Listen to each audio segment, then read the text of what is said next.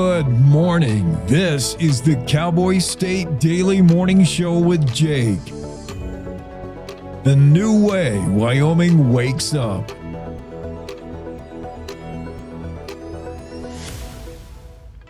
It's time to take a look at what's happening around Wyoming. From the Cowboy State Daily Newsroom, I'm Wendy Kaur. Conservative activist Charlie Kirk spoke to a crowd of about 1,800 people at the University of Wyoming campus on Thursday night. Cowboy State Daily's Leo Wolfson was in the audience for Kirk's first ever appearance at UW. He reports that Kirk urged the attendees, made up primarily of college students, to cast aside liberal ideologies, including critical race theory and principles of diversity, equity, and inclusion. Kirk took lots of questions, many of which from less than friendly questioners, which was very interesting to watch the back and forth. They talked about all sorts of topics ranging from immigration to race in America to federal cuts that have been brought by President Donald Trump's administration. Kirk was a firm supporter of the Trump administration policies and stood behind him. The vast majority of the crowd was certainly supporting of his perspectives. But like I said, some of the questioners definitely pushed back on him. Kirk is the CEO and founder of the conservative youth activist organization Turning Point USA. He's on a tour of college campuses and has a stated goal of, quote, empowering young people to promote the principles of free markets and limited government. The Wyoming Game and Fish Department's landowner tag program allows qualifying property owners to apply for 2 hunting tags for each of certain huntable species, including elk, deer, antelope, and wild turkeys. But Cowboy State Daily's Mark Hines reports that a proposal to boost the number of acres people must own to apply for the landowner hunting tags in Wyoming could cut out smaller property owners across the state. I talked to a couple folks who own smaller acreages. They own like 300-400 acres, and they're worried that the qualifications they might push up into the 600 acre or more range, which they argue would cut a lot of people out, that there are a ton of people who own those 100, 200, 300 acre parcels in Wyoming that they like to hunt on. And their concern is if this goes through, that would cut a whole segment of people out from being qualified for landowner tags. So this is one, obviously, we're going to watch and see what develops. Not everyone is in favor of the program. Some are worried that people use the landowner tags to market Wyoming properties as essentially hunting preserves for wealthy out-of-staters. PacifiCorp confirmed this week it's moving ahead with a plan that could ultimately retire the iconic smokestacks of its Dave Johnston power plant between Glenrock and Casper. The energy experts contacted by Cowboy State Daily's David Madison offered a range of opinions about the novel oxy-combustion technology and carbon sequestration plans unfolding at the Dave Johnston plant. This depends entirely on an affordable way to sequester the CO2 that will come off of this technology in the plant. The technology promises to retire the smokestacks, but you got to do something with that CO2 that is produced, and it could be really costly. PacifiCorp noted that the work happening at Dave Johnston is still in the feasibility phase, so a decision to build the facility has yet to be made. I'll be back with more news right after this. Are you fabulous at 55? Are you ready to use your valuable time and talent to give back? Join Serve Wyoming through the AmeriCorps Seniors Retired and Senior Volunteer Program, or RSVP, and make a positive impact on your community. With a lifetime of skills and experiences, you're exactly what your community needs. Whether you're itching to lend a hand or your organization could use some extra support, we've got you covered. Call Sarah Roberts at Serve Wyoming at 307-234-3428 or RSVP at servewyoming.org. Well, Anatolian livestock guardian dogs are fierce enough to take on grizzlies and wolves, but gentle enough to babysit toddlers. That's what happened in Arizona earlier this month when 2-year-old Bowden Allen was led to safety by an Anatolian Pyrenees dog named Buford. Montana rancher Lauren Stoddard told Cowboy State Daily's Mark Hines that she wasn't the least bit surprised by the account.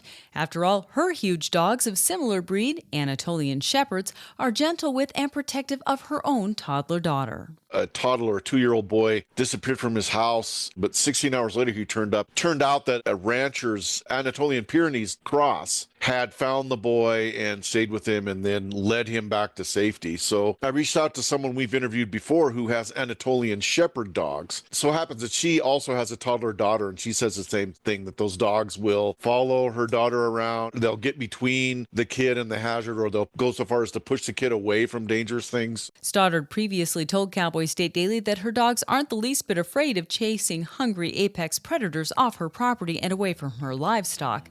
And she says that when it comes to doing their jobs, they're smarter than humans. And that's today's news. Get your free digital subscription to Wyoming's only statewide newspaper by hitting the daily newsletter button on cowboystatedaily.com. I'm Wendy Core for Cowboy State Daily.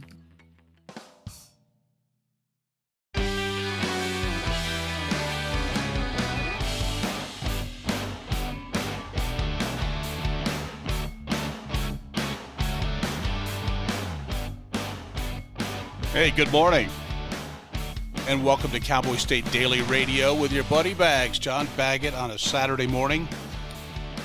Quick check of the forecast. It's going to be mostly sunny throughout Wyoming today. A little breezy in some areas. What else is new?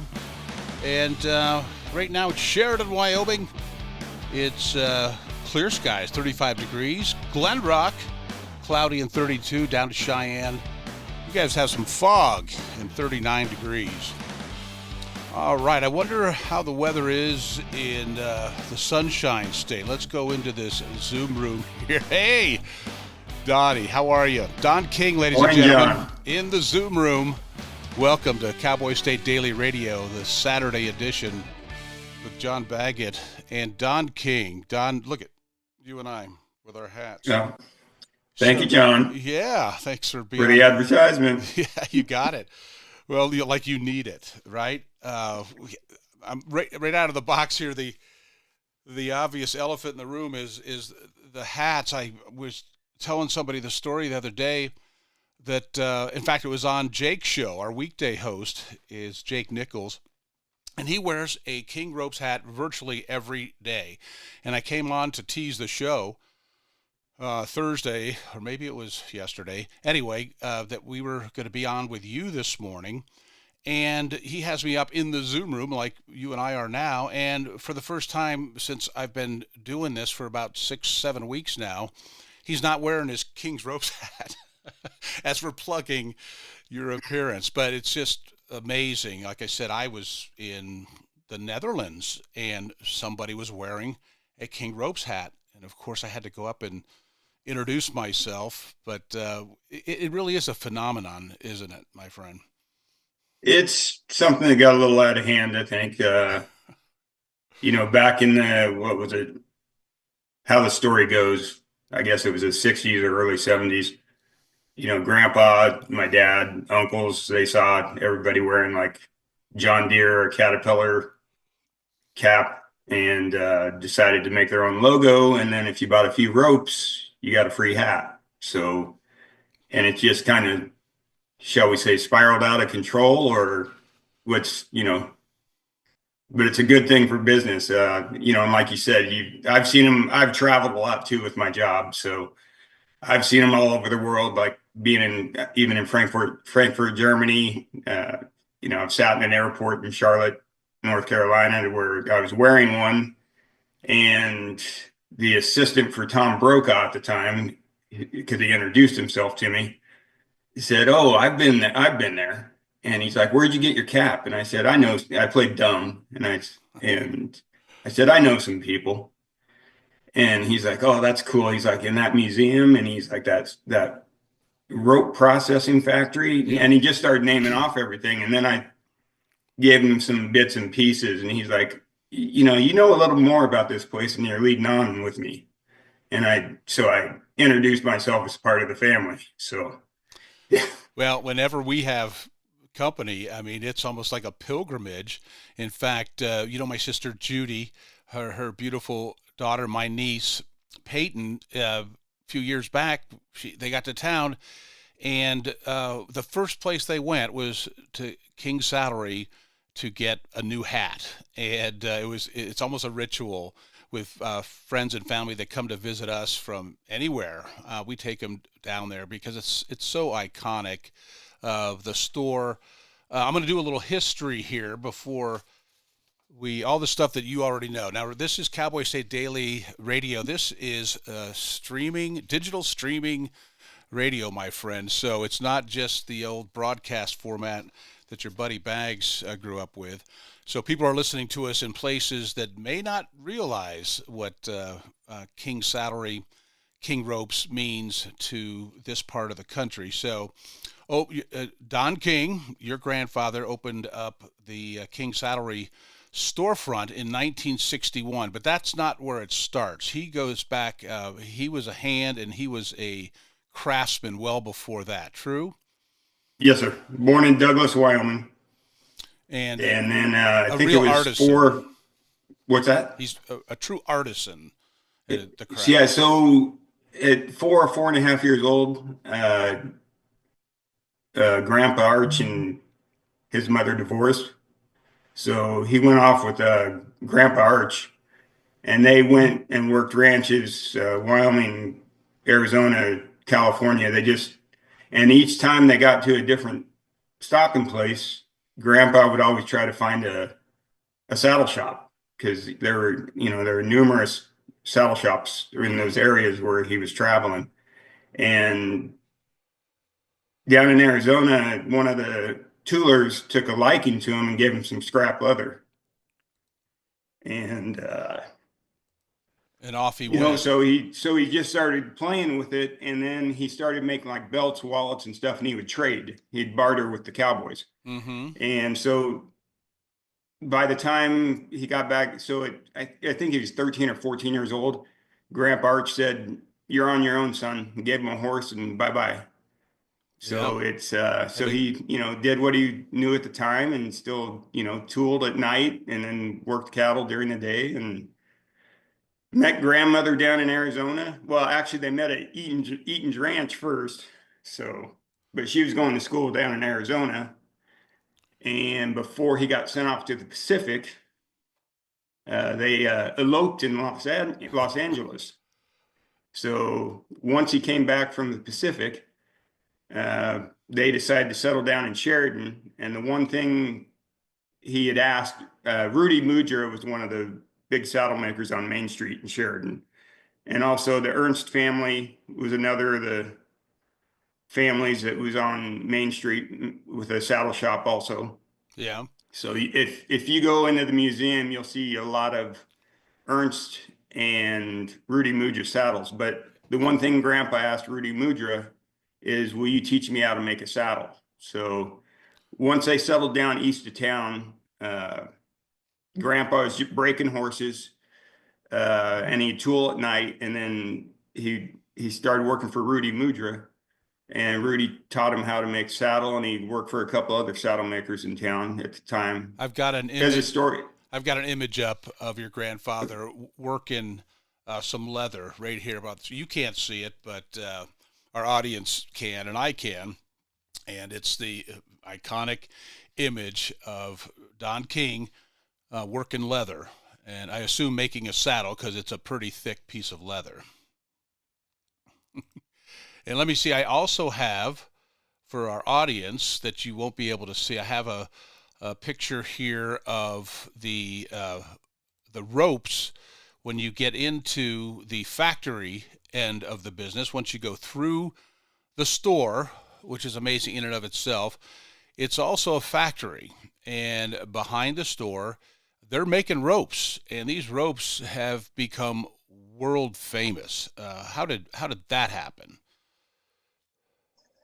With the rope thing, as the story goes, so Cowboys back in the day, if they weren't making them out of horsehair or something like that, they had to go into a hardware store and buy rope off the coil and make their own ropes. And Grandpa saw, had an idea or not an idea, but just a thought that he could make a user end product. So he designed a rope twisting machine, which if you go into the store, if one of the guys will take you down the basement, if you've never seen it, it's the same thing that he set up years ago, but he made to where we process it, we stretch it, we tie it, we put the Honda in it, we put the burner in it, and Cowboys can walk in and walk out with a user end product. So it just escalated from there. I mean, it's real. This is folks like me, I do consider myself proudly, I might say, a wannabe Cowboy. We have horses and we do ride, and I do love rodeo, and have some not just friends but best friends who are real cowboys, and so I know the difference, right?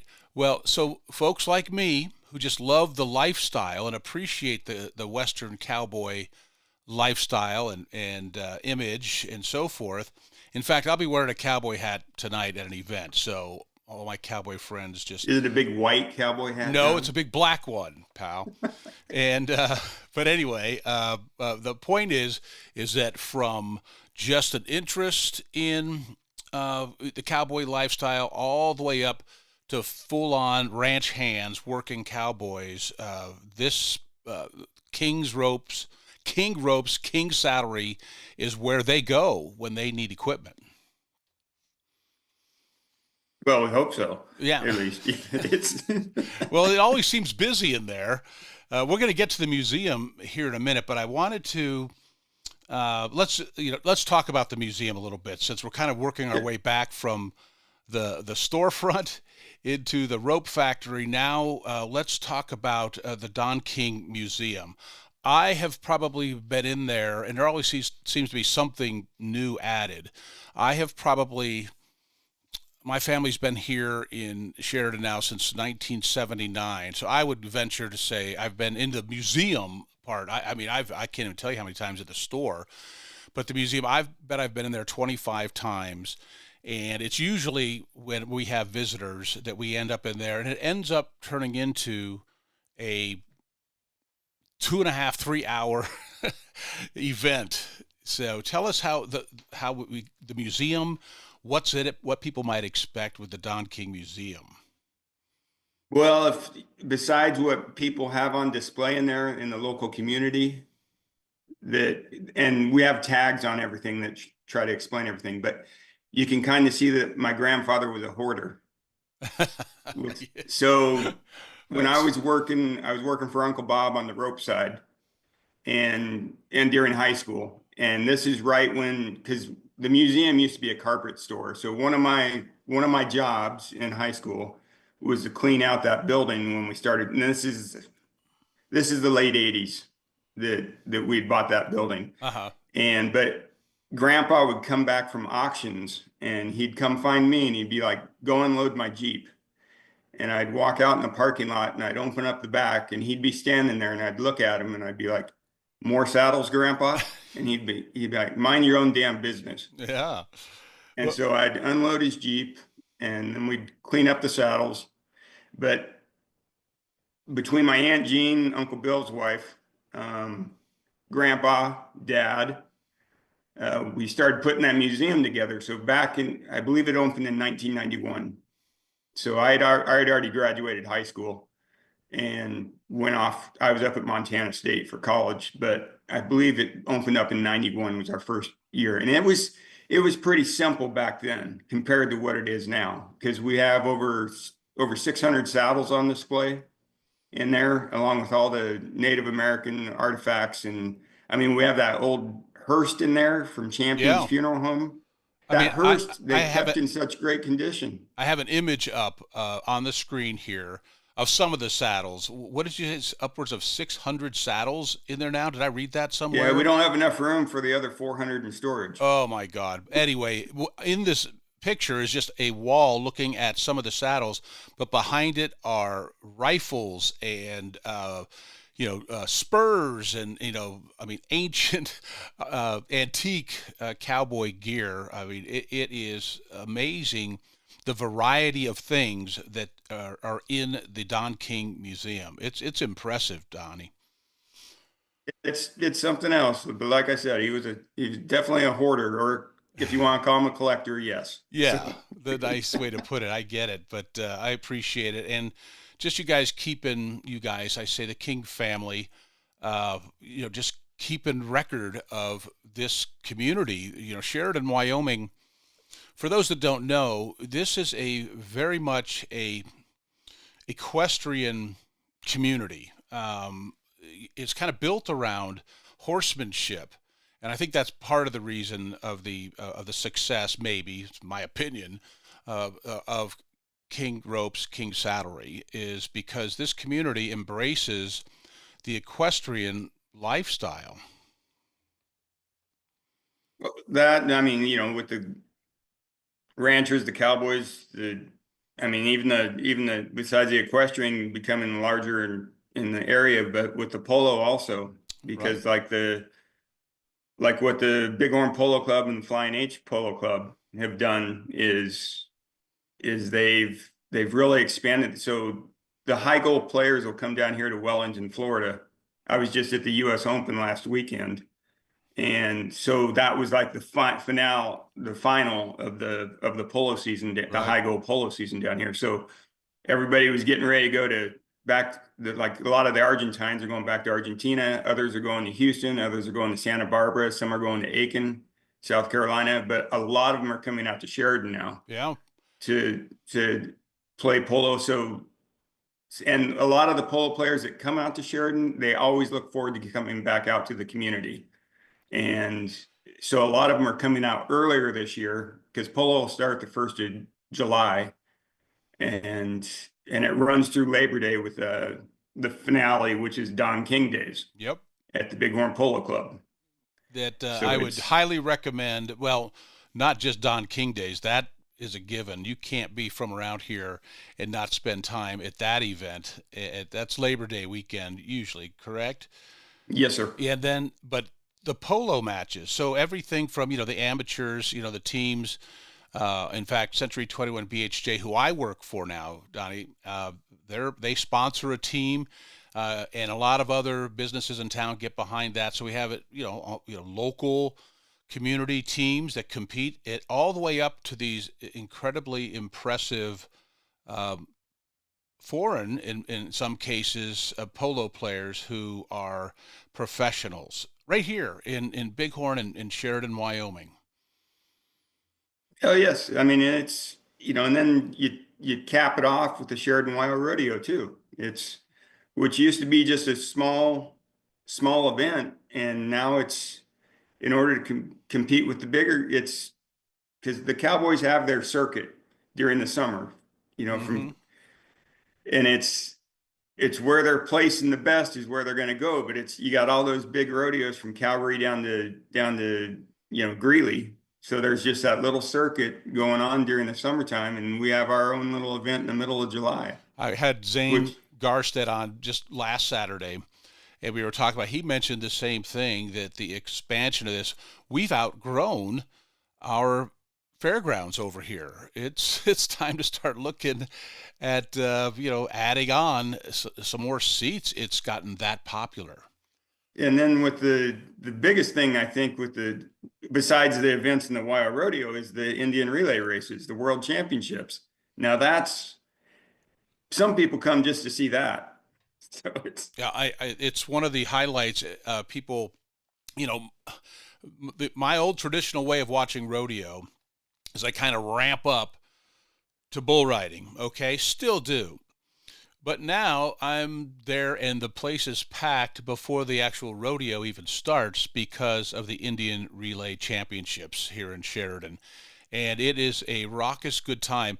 Whosever idea it was to bring that to Sheridan as part of our Sheridan YO Rodeo was brilliant because people love it. Yeah, and it gets a little wild and woolly. You can't see it on the camera what happens on the back stretches with those tribes going after one another. Yeah, did you know they've added the women's relay this year? This coming rodeo will have a women's. That might be even better than the male portion. I have my concerns, brother. They do 2 rounds instead of the 3 horses. It's 2. With the female, so it's a little bit different, but boy, I've seen the dudes take some big time diggers in that thing. So I think everybody will be a little bit on edge. So, hey, listen, it's 6:24.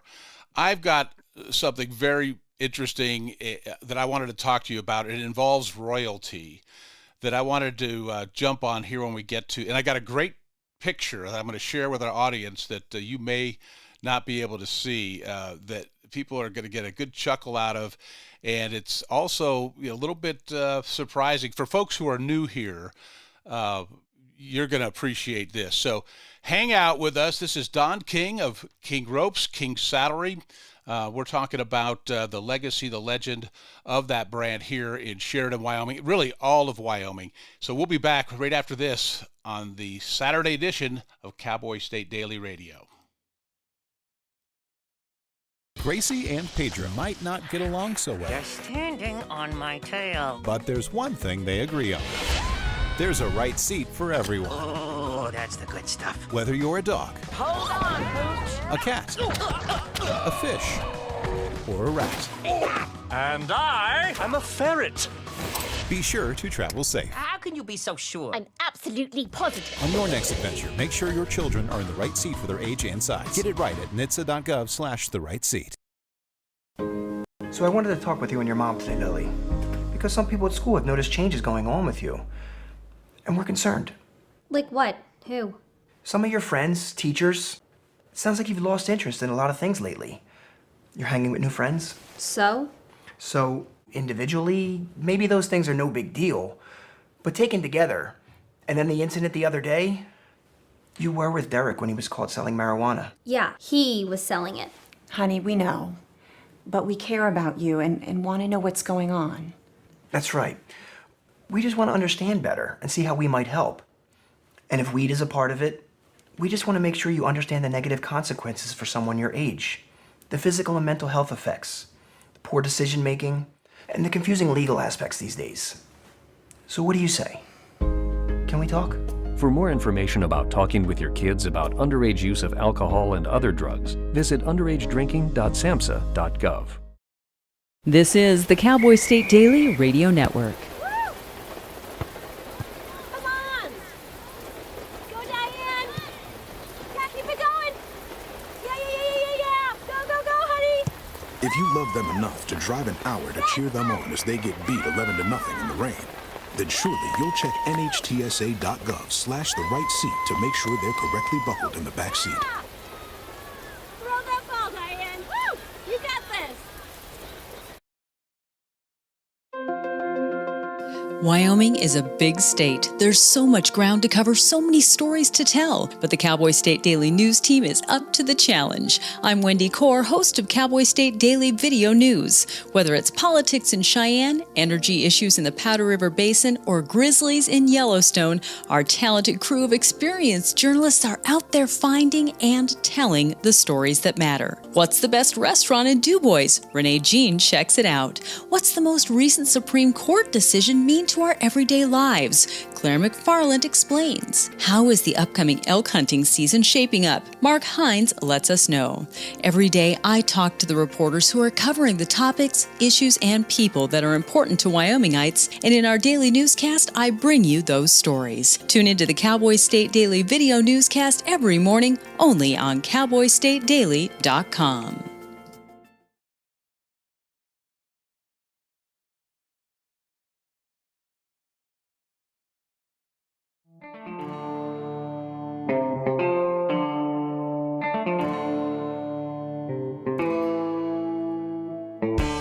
See what I did there, Donnie, with the cowboy music? Closest I could get to Good, Bad, the Ugly without paying for it. Right on. Don King is with us from sunny Florida. I could tell by your tan, pal. I was on the golf course yesterday. Oh, yeah. You look good, though. What's the temp down there? It's a brisk 78 with about 76% humidity. So, had to wear a pullover this morning. Oh, shucks. Well, actually, today, we're going to get up to around 70 degrees up here in Sheridan, mostly pretty much over the entire state. Right now, Cheyenne's got a little fog happening, about 39 degrees. Pinedale, 34, partly cloudy. And let's see, we got Glen Rock checks in at, with cloudy skies, 33 degrees. Sheridan, we're at 35 and holding without a cloud in the sky, brother. So, man, it's going to be exciting to get up to that 70-degree mark. We've got a lot of snow this year, late snow.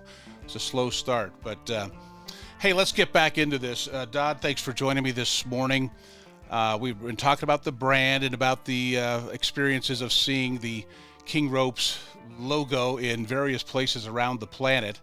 But some people may not remember. But way back, hang on here, pal. This is me going into the vault here. I'm going to switch out pictures. And I have a shot here. Let's see. It's I labeled it royalty.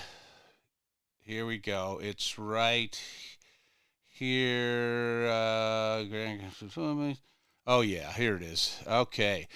Well, Don, up here on the screen, I've got an image here, and I recognize because I know who the Queen was. May she rest in peace.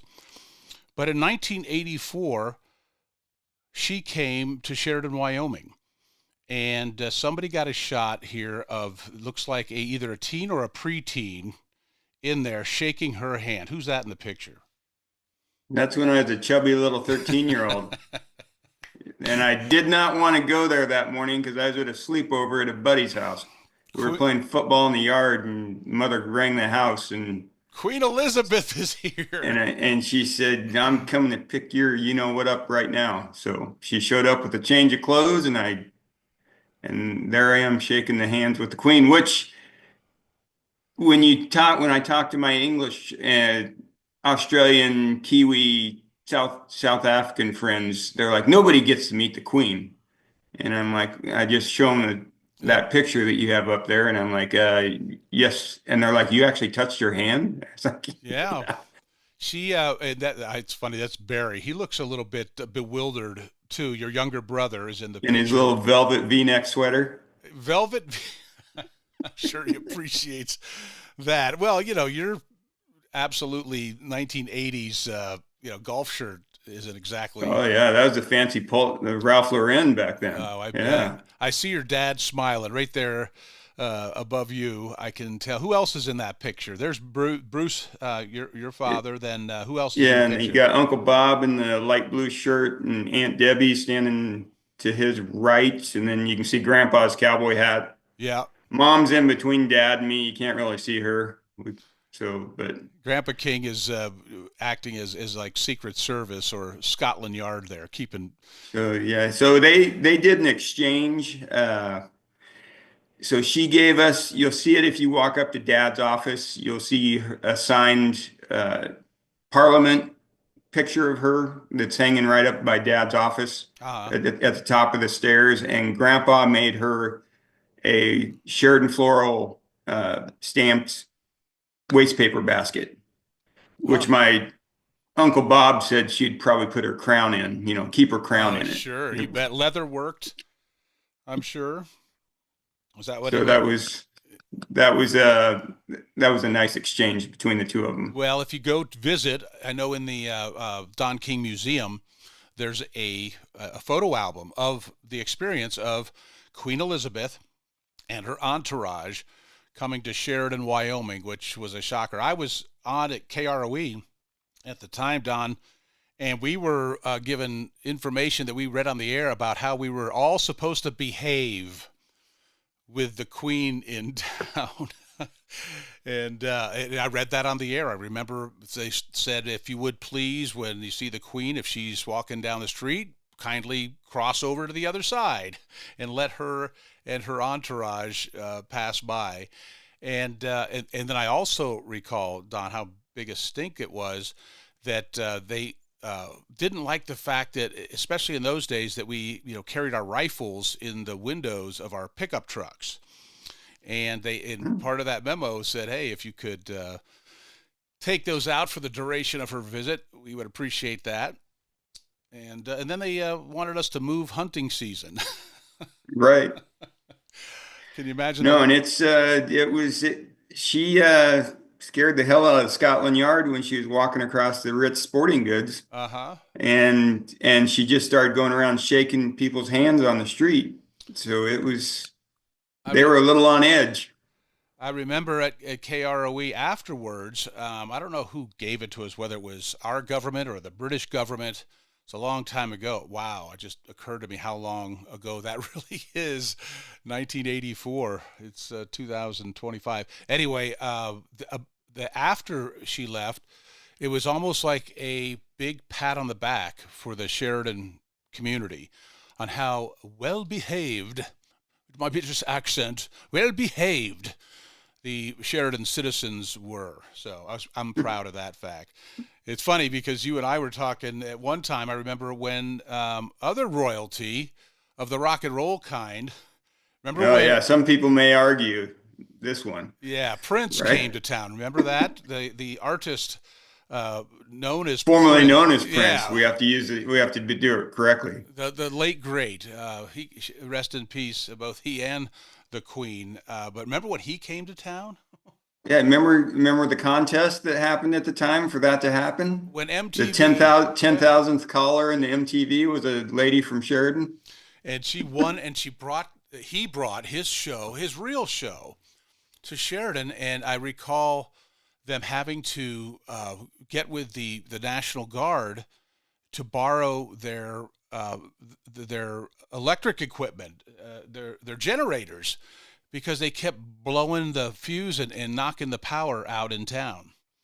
Yeah, and the bar bill was 2 or 3 times as much as the food bill at the Holiday Inn.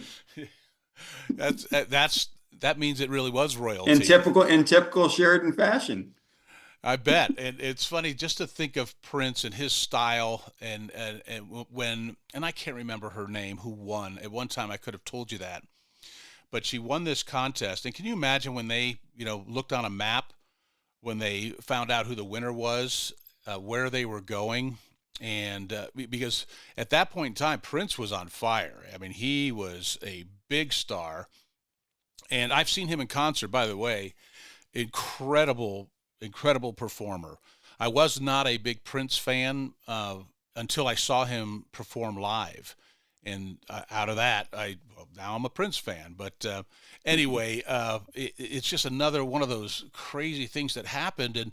And the fact that the Queen of England was here, what, if you recall, why was she here? What, that connection? I mean, the Wallop family. I know that there's a royal connection with that family, cousins, and so was Malcolm, senator at that time. Wasn't he married to someone of the lineage from the royal family, something to that effect? Yeah. Correct? So I don't remember the exact stats on this, but it's me neither. Interwoven in there somewhere. Yeah, there's a relationship in there, and I work with Paul Wallop too, so I'm going to pin him down one of these days and just get him to clear it up for me, so I know exactly what the lineage is. But anyway, what a great picture of your family meeting Queen Elizabeth right here in Sheridan, Wyoming in 1984, brother. I was going to mention, speaking of celebrities, so Deb and I, a year ago or so, we got to see Ian Munsick in concert at Billy Bob's Texas in Fort Worth. My first time seeing him live. Won't be my last. And Ian, many times, if not most of the time, when he's performing, he is wearing a King Ropes hat. And that's unbelievably great marketing, advertising, branding, because he's on fire. Our little community's got a superstar on their hands, and he's wearing your hat. Big shout out to Ian Munsick for doing that for us. But he definitely stays to his, Sheridan roots, and he likes to make his music about Wyoming. Plus, he puts on a hell of a show too. I've seen him a few times now. But he's always sporting unless he's playing at the Grand Ole Opry, he's sporting a King Rope cap. Well, it's because, and take this compliment whether you like it or not. It's because we're very proud of this community and the legacy the King family has built here with, obviously the store, the factory for the ropes, and the museum. People, it's a highlight, and people here are very proud of it. And Ian, that kind of fits with him because we're very proud of him and his success, his whole family. I've seen Tris multiple times and his dad in concert. But I got to mention that when I saw him play at, of course, I wore this exact hat because I wanted him to see me. And, hey, we're from up the road. So it was an incredible lineup. Jelly Roll was there. Tanya Tucker. I say Montgomery Gentry, but I know one of them had passed away. And others, it was a Tunnels to Towers event, and it was the outside venue at Billy Bob's. So there's 8,000 people there. And Ian gets up there, and he's got his Geek Ropes hat on, and he represents Wyoming. He doesn't just, play Western cowboy songs. He talks about Wyoming, and he talks about the Bighorns, our little neck of the woods. So I'm looking around at all these Texans just with my chest all puffed out. I'm from there. That's where I'm from. And because, I think we can say, especially people that have left, like I did. I left in '84, not long after the Queen's visit. And here I am, 40 years later, we moved back. And for 10 years, I've wanted to move back home, and it took a little struggle and had to buy a few horses and a cabin in the mountains to make it a little more appealing to my beautiful wife. But we're here, and I hear that a lot from people who have moved away, that they want to come home to Sheridan, Wyoming. Yeah, which I may do again since I moved back from Florida, and then I moved back down to Florida. So we'll see where the ball bounces. Nobody can begrudge you down there in Florida what goes on down there. So you officially, I don't miss the winters, but I can get used to them again. Oh, you bet. Well, hey, listen, man, I've really enjoyed this, and I appreciate you coming on, and look forward to the next time we can rendezvous, hopefully up at the cabin, up in the Bighorns, and we can sit on that porch, maybe do a little snort, and have some more conversation in a rocking chair. But it's really been a pleasure. A shout out again to the King family and all your success. And I mean it when I say, if you're visiting Sheridan, Wyoming, do a little shopping right there. We have a beautiful, beautiful Main Street here in Sheridan, one of the best around in the Rocky Mountain region, in my opinion. And then, of course, the iconic storefront of King's Saddlery, and visit the museum for sure. So, Don, hopefully next time go ahead. Yeah, thanks, John. I just want to say thank you to all of our employees for keeping her going. They are. We appreciate it. They're staying busy. Hey, God bless you and your family. You be safe, and I look forward to the next time you and I can get together. Thanks for being on the show. All right, John. Take care. Have a great day. You too. You as well. All right. So that's Don King. We'll be back right after this on Cowboy State Daily Radio Network on a Saturday with your buddy Bags. Stay tuned. In today's digital world, it's hard to know who to trust. Your local TV and radio stations bring you the facts. Misinformation and deep fakes flood social media, but broadcasters deliver verified and accurate news. For news, emergency updates, sports, and entertainment, turn to your local stations. Text TV to 52886 and urge Congress to support the vital local journalism broadcasters provide. Emma, did you hear? Todd's in the hospital. Who's Todd? He got a collapsed lung from vaping. He thought it was cool. Not cool. Promise you won't vape, Emma. It can lead to a lifelong addiction, and we can't be friends if your lungs collapse. Bogus. Wacky sitcom teens aren't the best people to talk to your kid about vaping. Hey, you got a minute? You are. Start the conversation with your child about vaping today.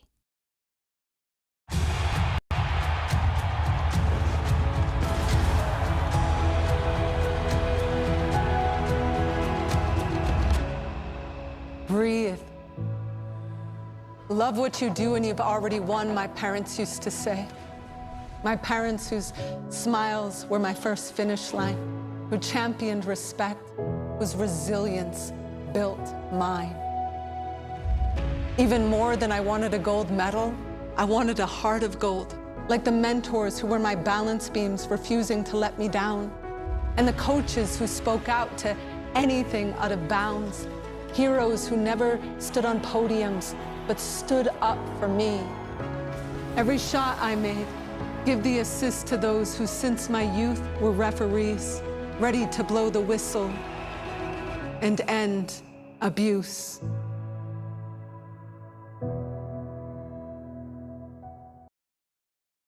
You're listening to the Cowboy State Daily Radio Network. Want to stay in touch with what's happening around Wyoming? I'm Wendy Core, host of the Cowboy State Daily Video Newscast. From Mountain View to Upton, from Jackson to Cheyenne, our reporters are out there finding and telling the stories that matter. Every day, I talk to the talented journalists who are covering the topics, issues, and people that are important to Wyomingites. And in our daily newscast, I bring you their stories. Tune in to Cowboy State Daily Video News every morning, only on CowboyStateDaily.com. Wyoming is a big state. There are so many stories to tell, and here at Cowboy State Daily, we pride ourselves in bringing those stories to you every day. I'm Riley Strand, videographer and production assistant for Cowboy State Daily Video News. Every day, host Wendy Core and I talk to the experienced journalists who are covering the topics, issues, and people that are important to Wyomingites. And in our daily newscast, we bring you their stories. Tune in to Cowboy State Daily Video News every morning, only on CowboyStateDaily.com. Well, on this Friday, it's still going to be a little on the cool side, especially out on the eastern plains where upslope will keep temperatures only in the 40s and 50s. Some remaining showers and a little bit of fog and low clouds will be around. We're going to see elsewhere across the state partly cloudy skies and a few isolated late day showers. Good news for the weekend. We're going to warm up. Southwest winds aloft will bring in warmer air. In fact, temperatures Saturday will be 50s, 60s, there might even be some 70s this weekend. A quick rebound in temperatures, but it won't last. There's a strong cold front that'll be coming across the state Sunday night into Monday and Tuesday. This will bring falling temperatures, rain and snow and thunder back to Wyoming, and we could see significant snow in Wyoming's northern and northwest mountains. The Beartooth Mountains, the northern side of Yellowstone National Park, the northern Bighorn Mountains, and the Wind River Mountains and Tetons as well could see heavy spring snows late Sunday night into Monday and early Tuesday, with a mixture of rain, snow, and thunder on the plains. So a little bit of everything in the outlook between today and the weekend and early next week. Typical spring weather across the Cowboy State.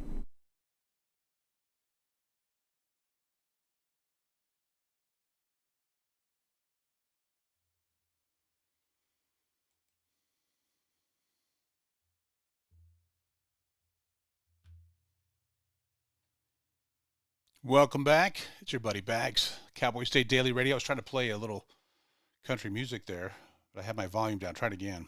There you go. There we go. Yeah. Well, you gotta hit the right switch. Ladies and gentlemen, it's your buddy Bags on a Saturday morning. I'd like to thank Don King again for joining us here. King Ropes, ladies and gentlemen. What a legacy.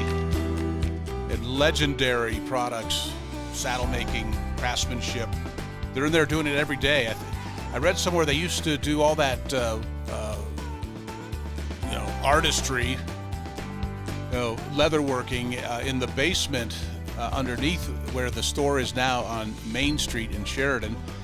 And when they took over that building, it was a bowling alley, a 2-lane bowling alley. And wow, things have changed. That was 1961. In addition to drawing tourists, the store on Main Street in Sheridan sells cowboy stuff, lots of it. Saddles, tack, apparel, books, jewelry, beautiful jewelry. Love the Western art jewelry that they sell at King's. And the adjacent building, which houses the Don King Museum, features a showroom and factory for King Ropes, very popular with team ropers, calf ropers, ranchers, and cowboys. And then, of course, the leather craftsmanship and saddle making, and the name King around here in Wyoming, I would venture to say throughout the Rocky Mountain West and in the country.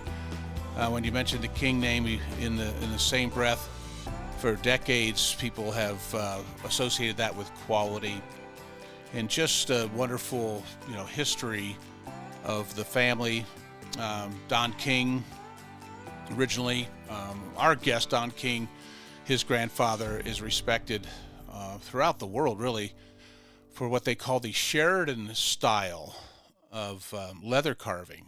Love it. We've got our own style. He developed in his long saddle making career. And that was interesting. I tell folks all the time when they visit that they should, check it out, whether they're, looking to get something, Western memorabilia or cowboy, that it's a good place to go to get boots and a cowboy hat, maybe a belt buckle. I always warn them, listen, don't get that big gaudy belt buckle. And it's in cowboy country, it's a trophy. So you don't want somebody to come up to you and say, where'd you win that? Which rodeo did you win that belt buckle at? And you don't have a good answer for them. But there's lots of other stuff. So you can get something else for sure. The chaps and spurs, and of course everything that somebody in the horseman equestrian community would need for their tack and for their horse is there as well. And of course, in that museum, I say, of course the saddles are there, and it's not just saddles that the King family are responsible for, but it's from all over the world. They've brought in saddles, English style saddles, the side saddle that the ladies would ride at times. But when you're there and you're checking out the saddles, look at the artistry that is involved in this leather working. It is absolutely, truly amazing and impressive. If you haven't, really spent any time, on horseback, you don't need to be a horseman to appreciate what they have in the museum there on Main Street in Sheridan. The Don King Museum is fantastic. We talked about a little bit about the community and how it does revolve around horses and the equestrian lifestyle. Deb and I are regulars. One of our favorite Sunday activities is to cruise out to Bighorn, to the equestrian center out there, and watch polo. Everything from, amateurs and just local folks, many of whom we know, who are on teams. I work at Century 21 BHJ, the real estate company here in town, and they sponsor a team. So do a lot of other businesses. It's like you would your little league team in another community. Sheridan has horse polo or pony polo big time. So you go from the amateur level and the community level of polo all the way up to some of the best polo players in the world come here to play. And that's part of that, if I recall in a conversation, was the appeal for Queen Elizabeth to come to Sheridan and Bighorn, Wyoming for a visit. I believe that they were looking at polo ponies, polo horses themselves. But in that connection to the Wallop family, somebody had indicated to her that there was this beautiful little community at the base of the Bighorn Mountains that was committed to polo. And the story goes that it went back and forth for years until finally she insisted, and what the Queen wants, the Queen gets. She came to Sheridan, Wyoming, and spent some time here. And part of the reason is because of this connection that we have here with the equestrian community. Again, it's just incredibly impressive. There's 3 different venues out there It was kind of funny if you think about the foothills of the Bighorns, the rolling hills. Somehow they found 3 areas flat enough, because that is a huge pitch. Do they call it a pitch? The field is massive. I can't remember the size, but it's 5, 6, 7 times the size of a football field that they play polo on. But the cool thing is that you roll out there, and most of the time it's free. Sometimes they have special events, and you'll pay for parking or tickets. But most of the time the matches are no charge, and you go out there with your pickup and you roll in and you back in there, put up your little canopy and your coolers open, and you back up 20 yards away from the field, so the horses are right in your face and they're coming at you. And sometimes the polo ball, I think it's plastic, it's coming at you too, so you're really close to it, and you can sit there and have a beverage and some snacks and watch competitive polo right there in front of you for really hardly anything at all, if they do charge, depending on the event. Don mentioned Don King Days. That's how special Don King is to us, the one who started King's Saddlery in town, the King Rope brand. They have an event Labor Day weekend. Great event. It's they have not just polo, which they have all day for a couple of days. They also have rodeo events like saddle bronc riding, some of the roping events, calf roping, steer roping, those kind of things. So it's almost a mini rodeo.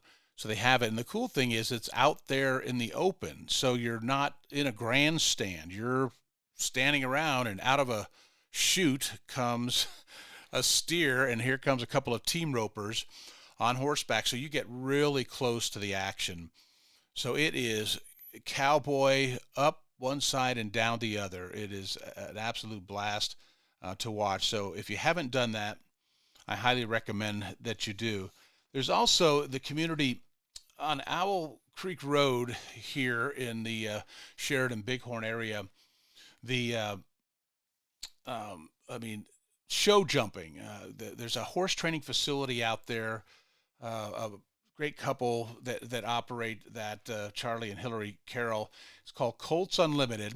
It's a horse training facility, show jumping, competitive horse training, that kind of thing is happening too. So it's another level. And again, this is world-class training of horsemanship right here, just to give you another layer of how big and how important the horse community is. I belong to a community that has horses. I had the caretaker, manager of the place on last weekend, and it's one of the prerequisites for being part of that community is that you provide a couple of horses that people can use, and people that are part of the community have access to.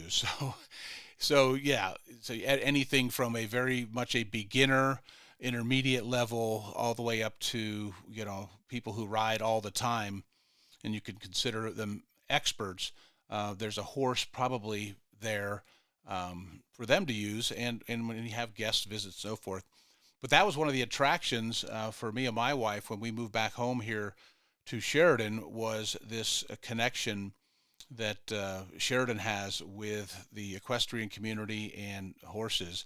So yeah, if you ever get up here, definitely get out to Bighorn and check out the polo matches, and bring your canopy and back up in there, and maybe some libations and a little snack. They do have a great bar and great facilities out there too, but you'll see it's something you'll truly appreciate. Well, hey, the rest of the show is just as interesting as Don King was. Our next guest, this is special.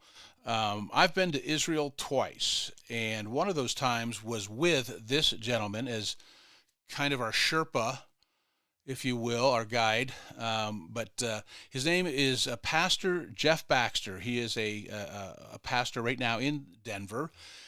But what he does is he takes folks to Israel every year, sometimes more than once a year, it's a pilgrimage of believers, and they go to Israel to visit. Sometimes it includes, for example, Egypt or Jordan and some other places.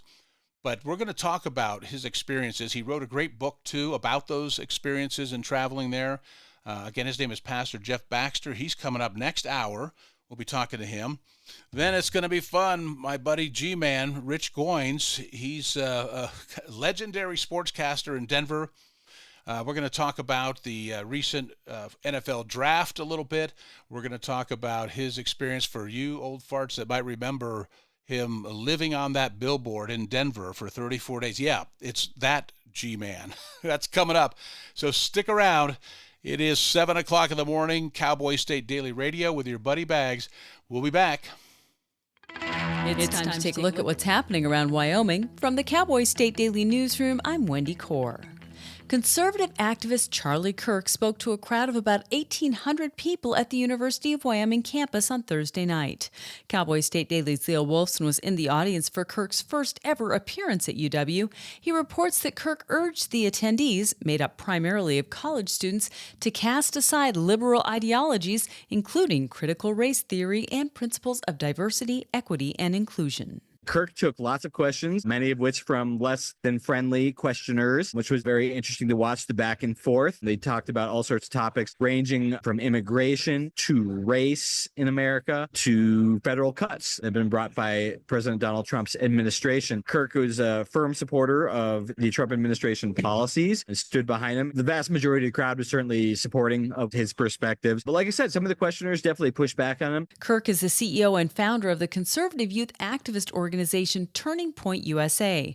He's on a tour of college campuses and has a stated goal of, quote, empowering young people to promote the principles of free markets and limited government. The Wyoming Game and Fish Department's landowner tag program allows qualifying property owners to apply for 2 hunting tags for each of certain huntable species, including elk, deer, antelope, and wild turkeys.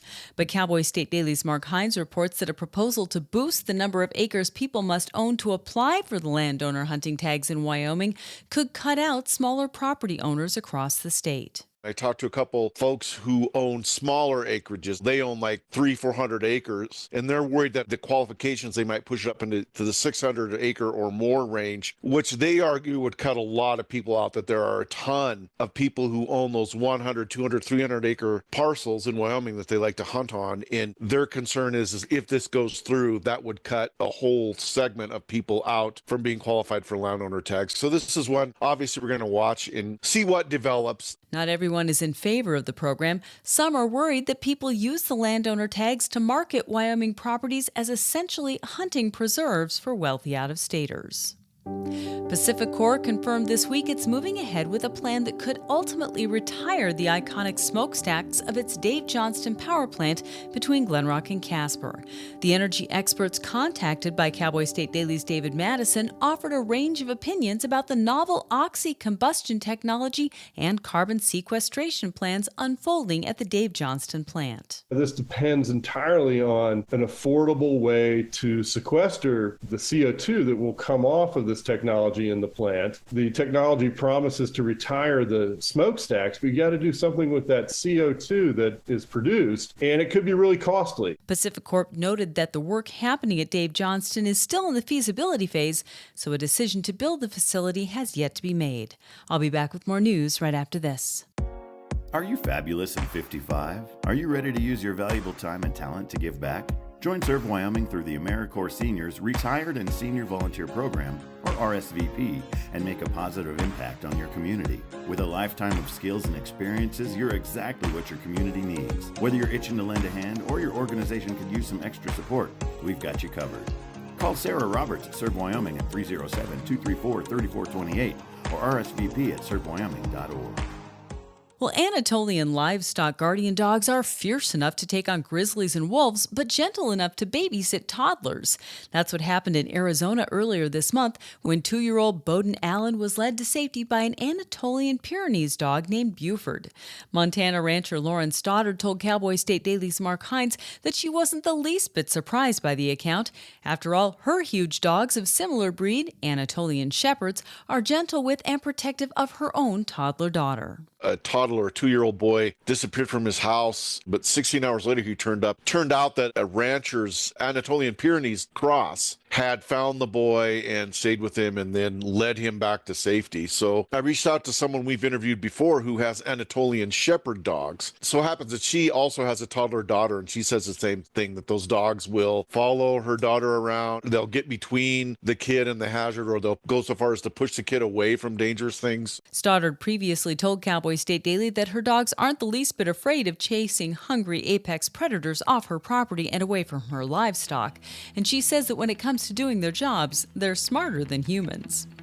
And that's today's news. Get your free digital subscription to Wyoming's only statewide newspaper by hitting the daily newsletter button on cowboystatedaily.com.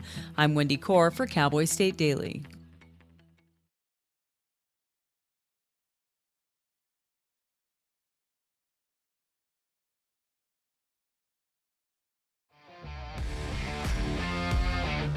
Hey, welcome back. It's your buddy Bag, Saturday morning, Cowboy State Daily Radio, the Saturday edition. Mostly sunny throughout the Cowboy State today at OYO.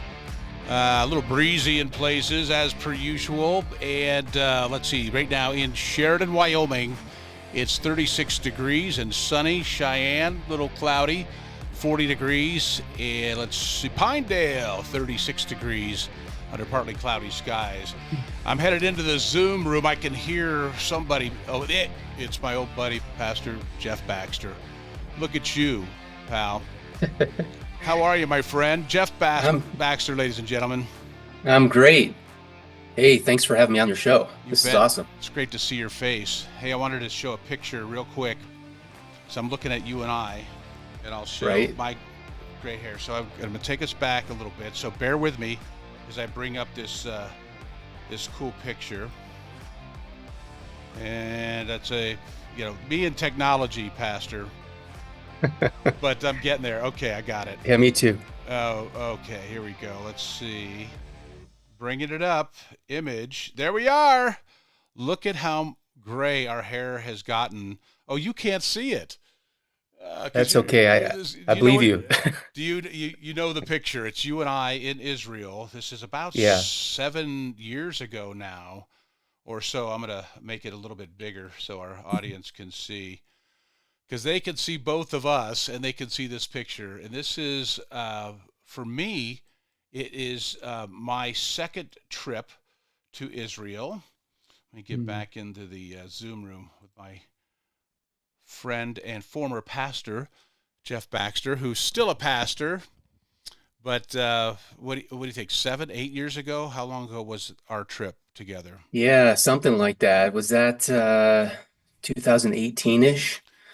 So yeah, we're right in the ballpark there. Something like that, yeah. Was that your first trip to Israel, or had you been there before?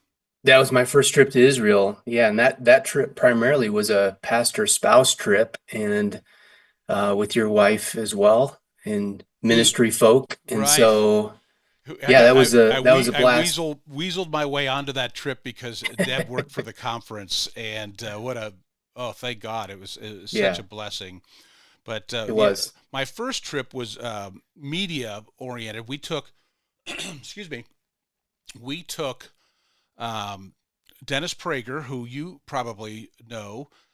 He did a talk show from there, and we took Mike Gallagher, who is an evangelical Christian, and we took Peter Boyles, who, at least at that time, I hope that's changed, considered himself either agnostic or atheist. I can't remember. So we had a Jew, a evangelical Christian, and an atheist doing. That sounds like a joke. It is. It really is. And I do have one, but I'm going to stay appropriate this morning because my pastor is on the show. Right. Yeah. So anyway, a point being is it was crazy to say the least, but yet, even though it was media generated, it was a time when wait a minute, there was turmoil in Israel.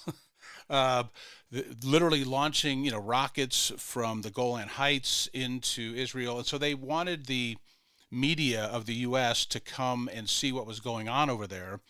So they facilitated these news talk shows to go, and I got to go and bring Deb, but only because I was the producer. So it was my job to line up guests. It was my job to find places where we could broadcast from Major League Challenge. And I bring up that trip because even though it was media generated and it had nothing to do with religion or faith or any of those things, it turned out virtually everywhere we went, even with Jewish guides, it became a very religious experience, even for non-believers. The guide, I remember saying to us, who was a Jew, she would say, "This is where your Jesus," and again, people that were with us were not necessarily Christians or practicing Christians. Some were Jewish, and some were non-believers of any faith. But everywhere we went, practically, she would say, "This is where your Jesus did this. This is where Jesus spoke. This is where Jesus walked," and it impacted everyone. In fact, we'd get on that bus, the media bus afterwards, and the buzz was about Jesus. And that was my first trip, which was about 10 years ago now, so a few years before you and I went. But so anyway, I brought that picture up. Now they can see how much gray hair we've put on in 7 years, you and I. Right. But it's right. We're still very good friends, and from that experience. So let's just start there, Jeff. Yeah. So you go. It's a pastor's trip, and you and 20 some other pastors are there. What happened, and why do you keep going back? Yeah, great question. And it's sort of fun to tell this story with you because you were on the bus at the same time where Lori, my wife, and I were having a conversation halfway through our time together saying we need to bring groups back. I can't believe that, I have theological training and all that stuff in the background, but I've never been to Israel, and I couldn't believe it when we were there. How come I haven't been to Israel earlier? Yeah.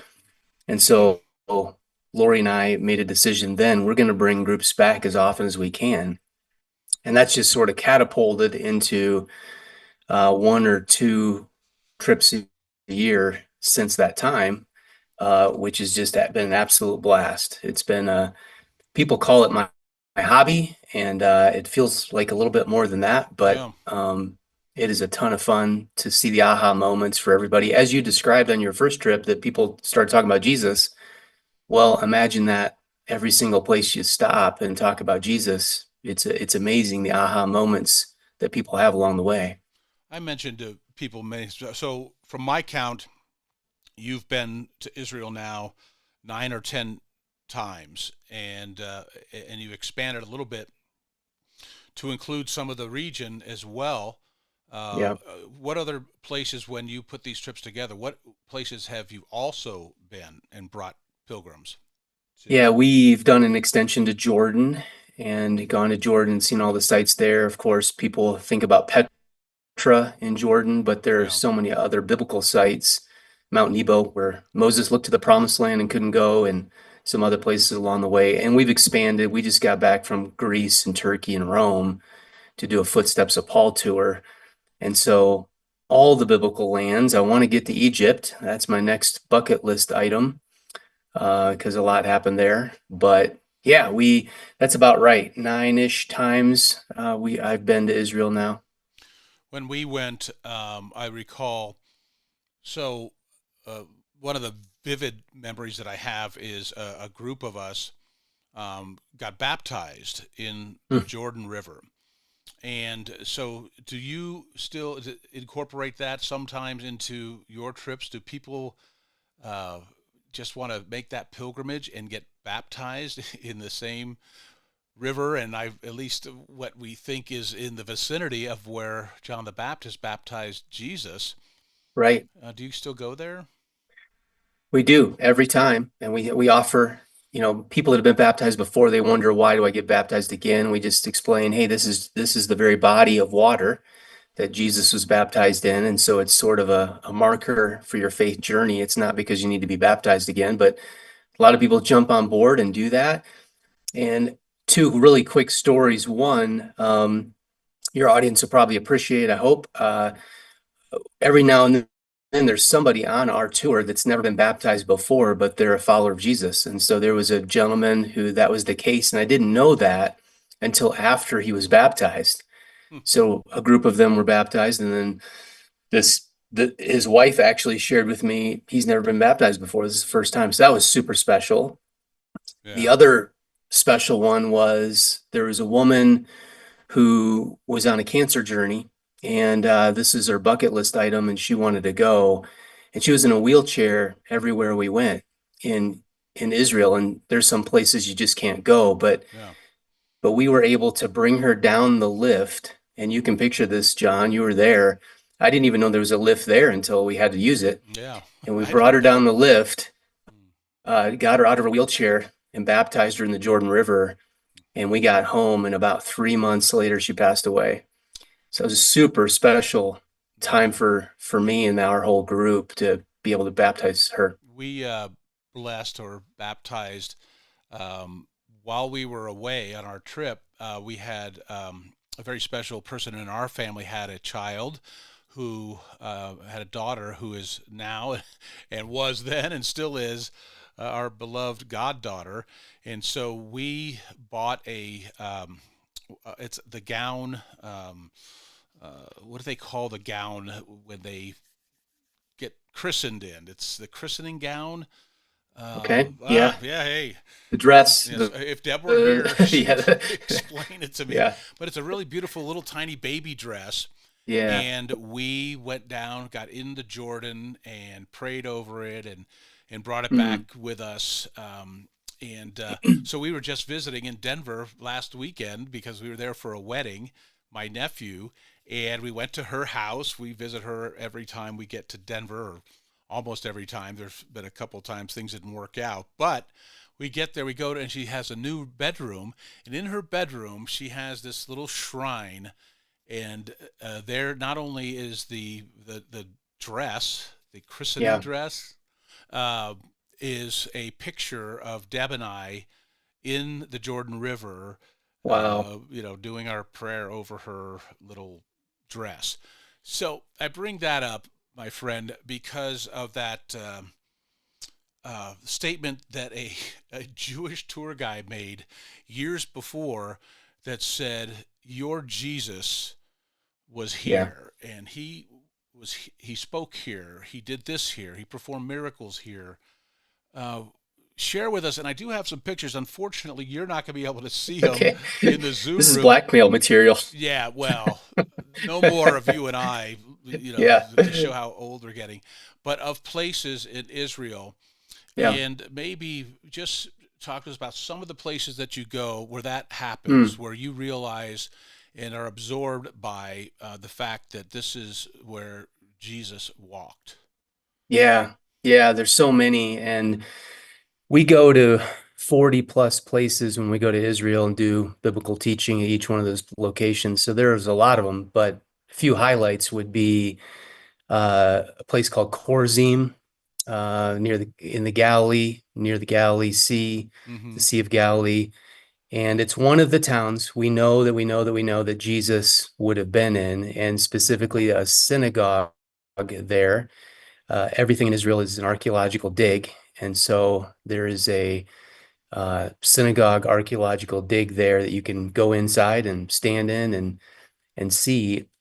And Jesus, it's one of the places actually where he did a lot of miracles, along with a place called Capernaum and Bethsaida. And And he would realize that people weren't turning to follow him. And so he actually got angry and kind of cursed that city because they didn't believe the miracles that they saw happening in front of his face, right in front of him.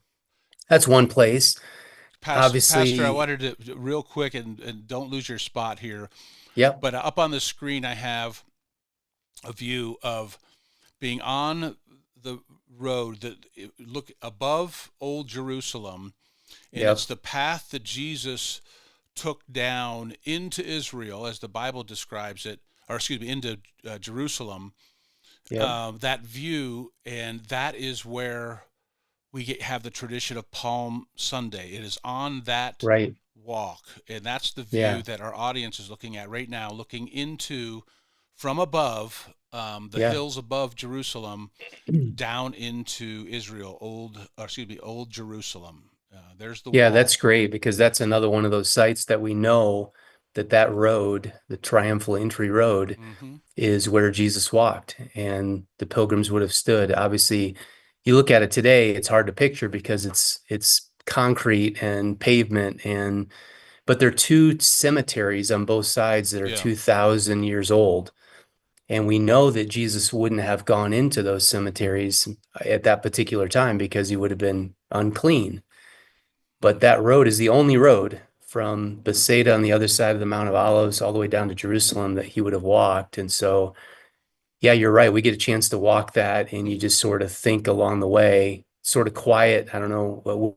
With most of the groups that I'm leading, they just sort of reflect on these are the steps. This is where Jesus was. What struck me as we were going down that path is how narrow it was. So yeah, Jesus would have been, I don't know if he was on foot or he was on a donkey, but as the palms, so the people that were there holding the palms, the fronds, they were close enough to touch him.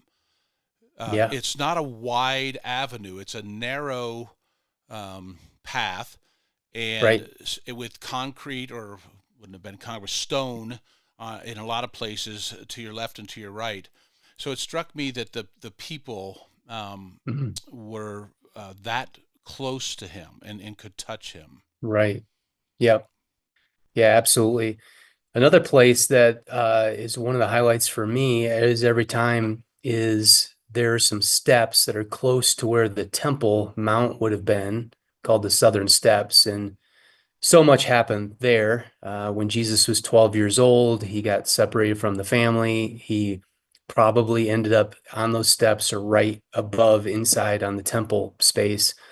That's where they found him.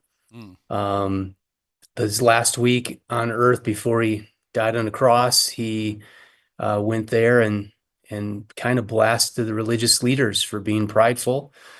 Every one of those steps is where they would read Psalms as they approached the temple. That's would have been above where you see the modern Dome of the Rock on top. Right. That silver dome. That's where the temple would have been. And now the gates are all sealed up from the time of the Crusaders, but you can stand on some of the very steps that Jesus would have stood on as disciples and look off to your left if you're standing down, or to your right if you're looking up towards the Mount of Olives, towards the space that you just described, that road for the triumphal entry. So, yeah, to your point, these places where it's not speculation. We know that Jesus, our Savior, was there. It's incredible to be in those spots. The picture I have up now is one of my fondest and most wonderful memories of my journey to Israel. It's the picture of the Garden Tomb, and it's from the above looking down, and you can see the entrance and what looks like, I don't know if that what we'd call a window, or if it was for ventilation or for what it was, but that is the entrance to the tomb. And if my listeners, viewers can see, as you look, you see there's a step there that to help tourists, because you can go in there and look at it, where many believe, we don't know for sure, but it's pretty believed that this is where Jesus was put. And the stone, when we talk about the stone rolling away, if you look down where those steps are, you can see the trough. There's a young man standing with his head. Well, where his head is where the stone would have been and would have rolled over to the right, where this picture is for me, to cover that door. And that memory, that place, has special meaning for me, because when we came out, we were inside looking around where many believe that Jesus was laid after he was taken off the cross. And the guards were stationed, the Roman guards, the sentries were put around this place, that the people outside, so we're tourists, right? We're taking a look at it. We come out of there, and as you leave that room, there's a sign that says, "He is not here, he is risen."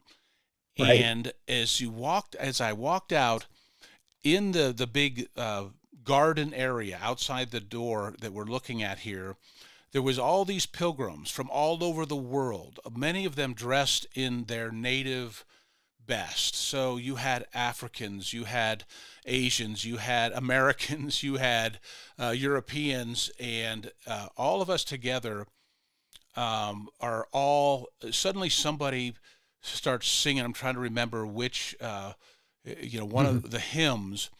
And so people from all over the world are out there waiting for their turn to look inside, and they're singing hymns to God together. It was very, very moving. I'm sure you've had experiences like that in your many visits. Oh, absolutely. Yeah. And we traditionally take communion at that spot too. A group gets away to a room or someplace, and we take communion, the Lord's Supper together. That's special. I'll tell you a quick fun story that's happened through the years at this place. Let me have you hang on to that story, okay. Pastor. I want to hear it. We're going to do a quick break, and we'll do a couple of commercials and maybe a quick update on the weather, and talk some more about traveling to Israel with Pastor Jeff Baxter on Cowboy State Daily Radio, the Saturday edition, here with your buddy Bags. When you hear the words nonprofit organization, what comes to mind? Is it a place your dog called home before finding you? Is it an organization that supports accessibility? Is it a place that ensures your safety and that of those you love? That protects endangered wildlife and habitats, or fights for our most basic needs? It's impossible to show all the ways nonprofit organizations make a difference in our world. One animal, one person, one cause at a time, but it's not impossible to be part of it. When you give what you have to a nonprofit organization that needs what you can give, you help promote, protect, and strengthen the reach of these incredible organizations. The Nonprofit Alliance is here, helping connect people like you to the nonprofits that enrich your life, your community, and the world we share.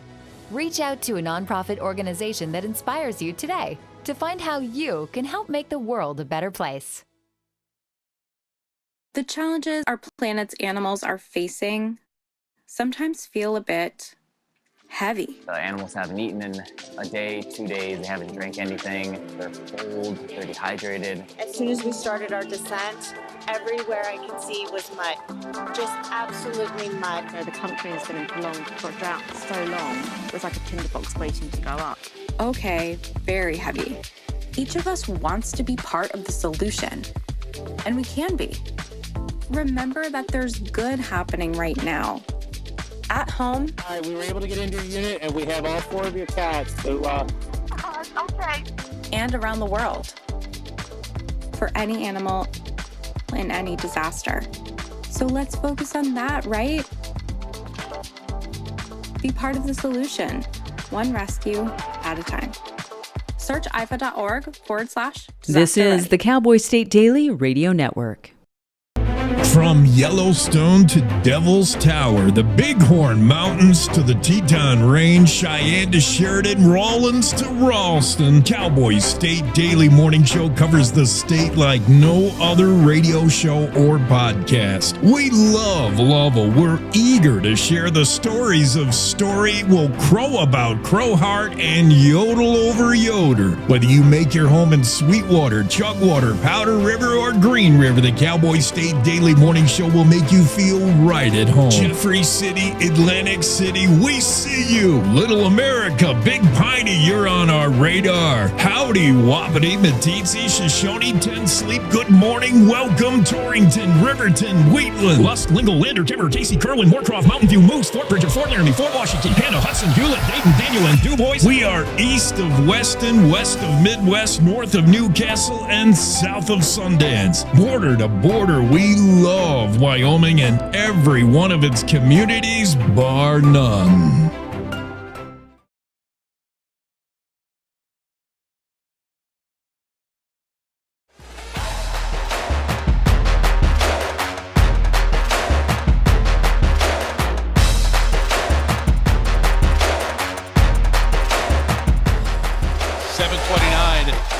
That's some ominous sounding music, Pastor. I put some new stuff in here. I'm trying to get fancy with my bumper music. There you go. I don't know if I'm going to use that same music next time I have a pastor on, but I don't know. Got it cool. All right, it is. I said this already at 7:30. We're at 38 degrees in Sheridan. On our way up to almost 70 up here, Pastor. Got mostly sunny skies all over the Cowboy State. You know, you live just south of Paradise there in Colorado. Right. You know where Wyoming is. Of course, we're only about 15 miles from Montana. It's a little scoot, Pastor, but when you and Lori finally come visit, here's the directions. Go north on I-25 for about 300 miles and take a left when you hit I-90 and you're here. Okay? Okay. You got it? All right. Well, hey, I appreciate you being here, my friend.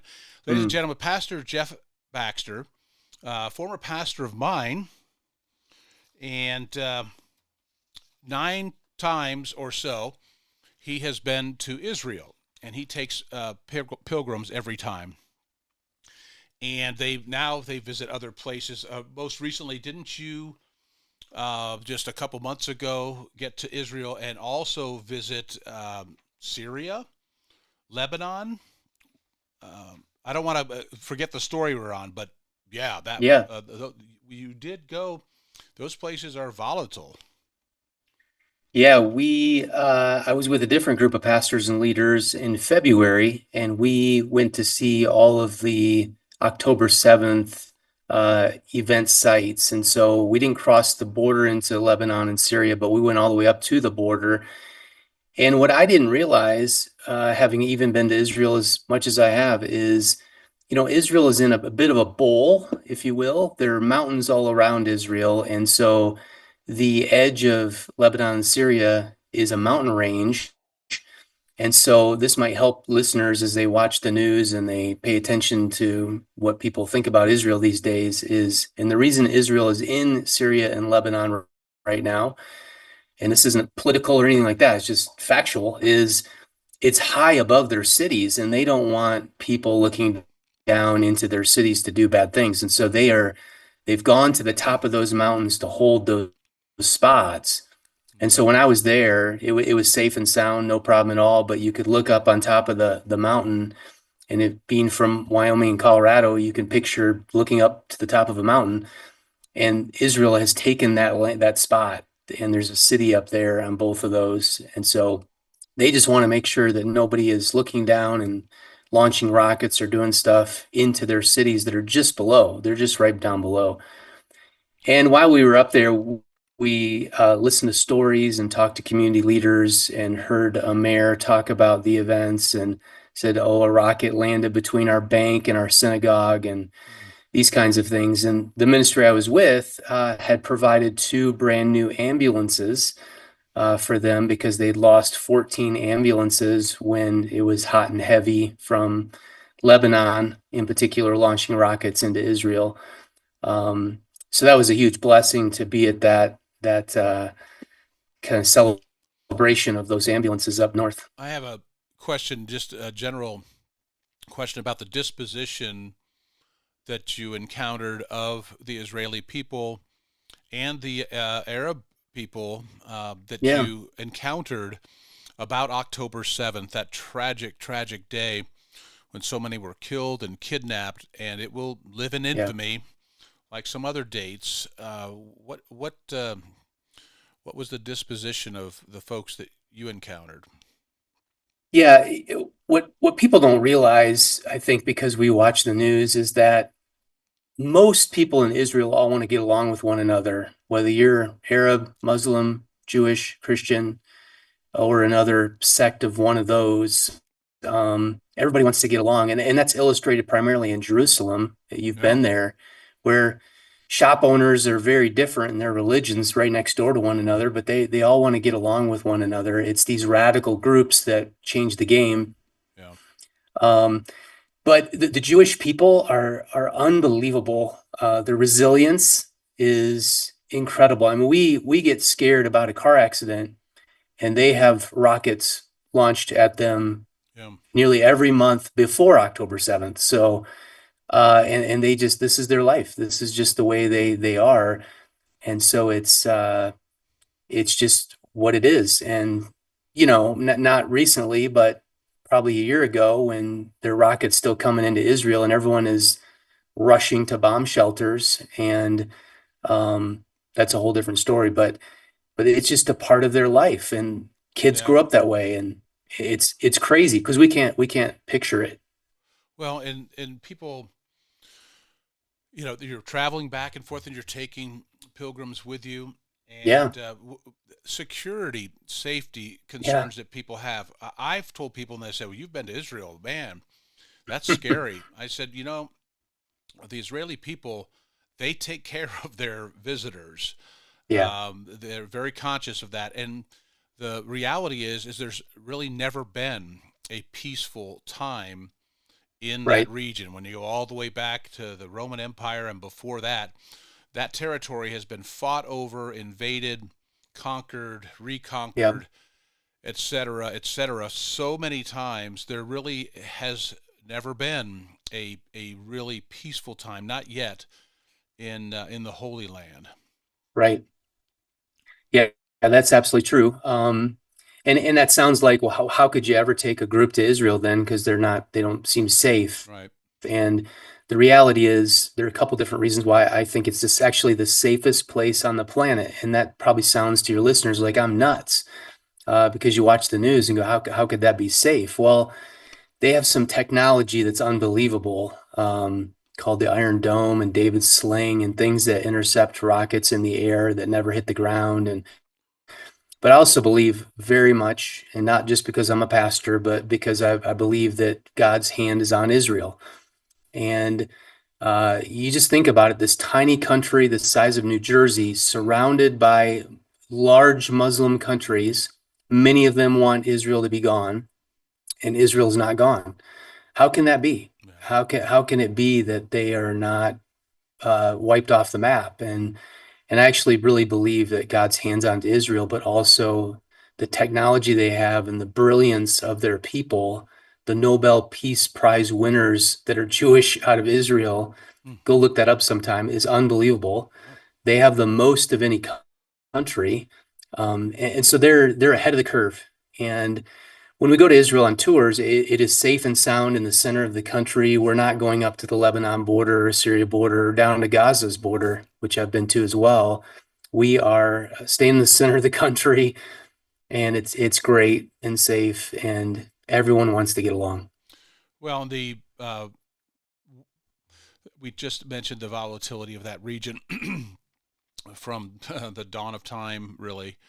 When you think about where Israel is on the map, on the map, it's marked on our map up here, places we've been in the world, and it kind of makes sense why Jesus was born in Bethlehem in now what is Israel, because you got Asia up there, you got Europe over here, you got Africa down here, and it seems like Israel is right at the junction of all those,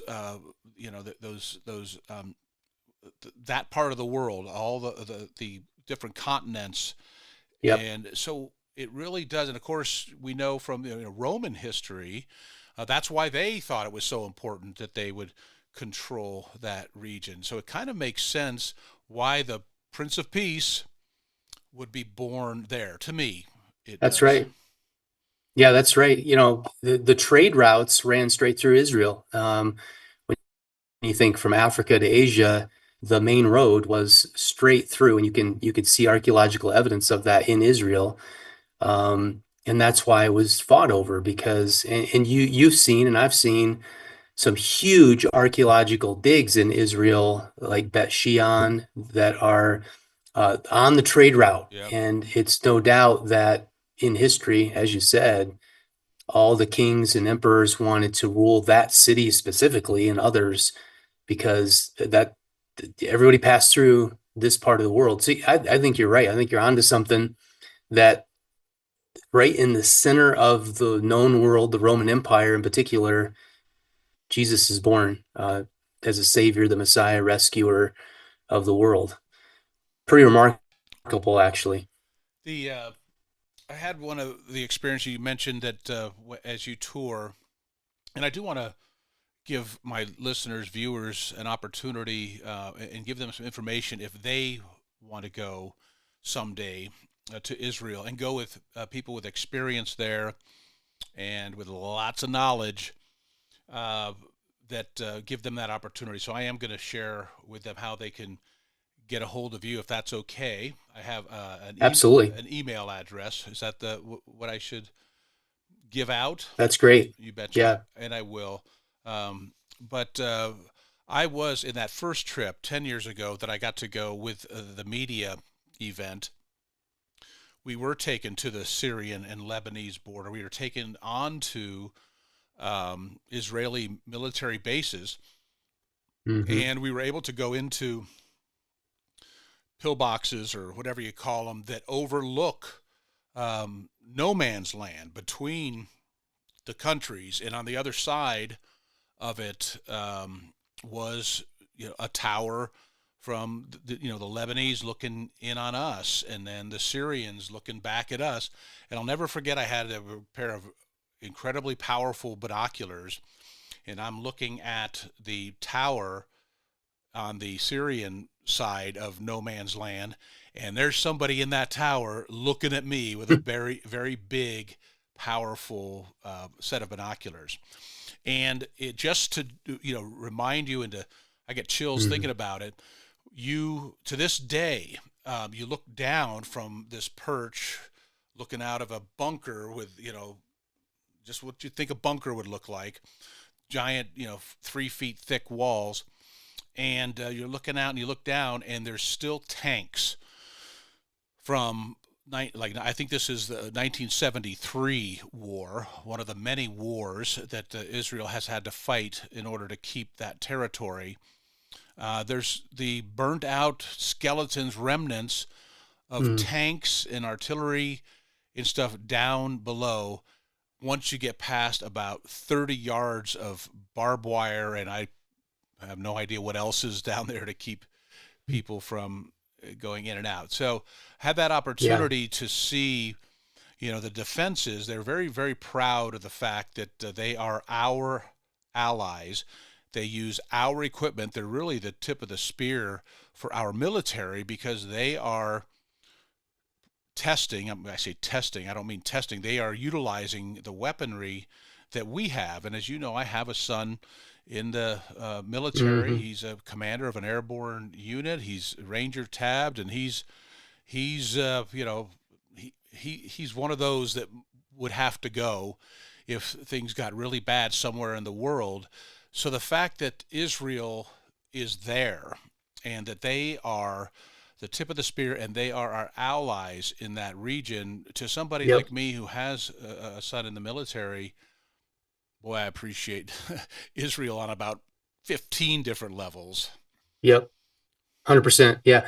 When we went up, when we were at the Syria border, as you described, John, we saw the same thing. We were in a kind of a pillbox area, and the buddy we were with, we took ATVs up there to see that valley and then back up. And Israel was actually in Syria holding that first city, as I described.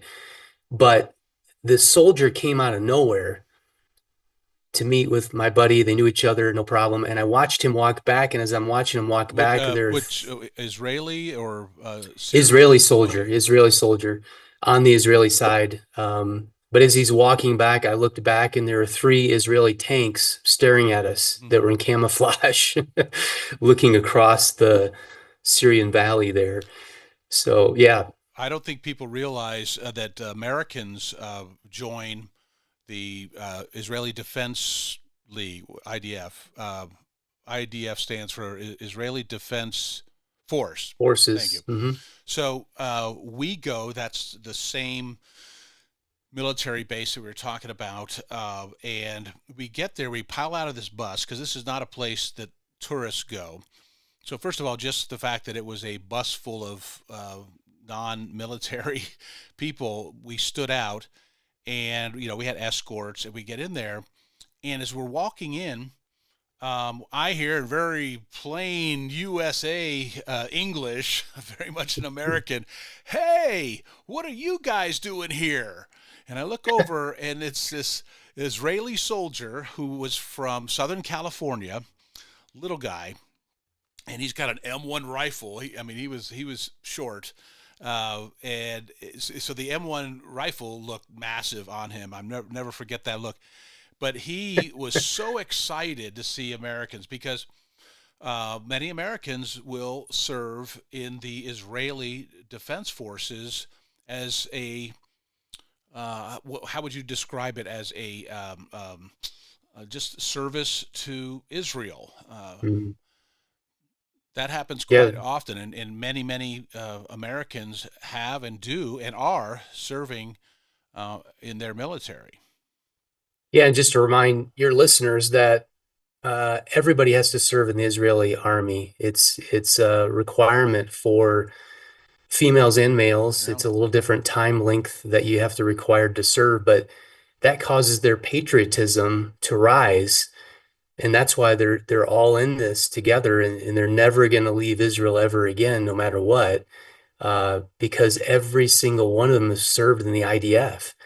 And we kind of sat on the outside. I used to think the IDF was like special forces or something. It's just their army. It's just, and oftentimes it was a bit of a joke. And you saw this too when you were in Israel, is you see this line of soldiers that are all teenagers, and you have 2 females on both ends because they're probably the wisest of the teenage group leading their groups. It's very impressive to see, especially their women. Yeah, it's not uncommon to see soldiers at posts throughout Jerusalem and Tel Aviv. To me, it's very impressive to see these women armed, heavily armed, and they're serving their country. Yep, 100%. I mean, girls mature faster than boys. That's probably why they're leading at that point in their lives, these guys. And it seems so foreign to us because you just see a bunch of teenage-looking kids in their green uniforms with high-caliber weapons, and it looks so foreign to us in the United States of America. But this is their reality. They were born and raised this way, and they have a lot of pride in their countries. That I know our time is probably drawn short, but the other place I got to go visit when I was there in February was the Nova musical site from October 7th down near the Gaza border. And it was probably one of the top 3 impactful sites in the world that I've been to, because it was the place primarily where Hamas came over the border and took 364 lives at that festival and another 40-ish hostages. There's a lot of backstory to this whole thing. They did not target that. They stumbled upon it, which is sort of crazy.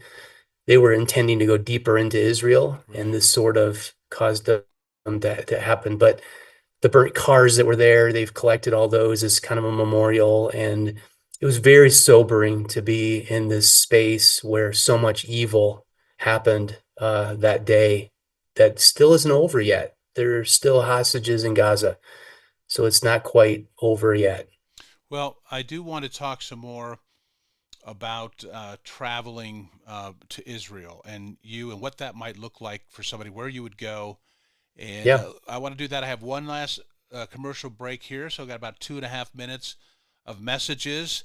And if you just tuned in here to Cowboy State Daily Saturday show with John Baggett, a.k.a. your buddy Bags, and I'm here with Pastor Jeff Baxter. Pastor, you're still pastoring. Yes. Where and what and who are you pastoring to? Yeah, I'm the next gen pastor at Mission Hills Church in Littleton, Colorado, so a little bit south of you.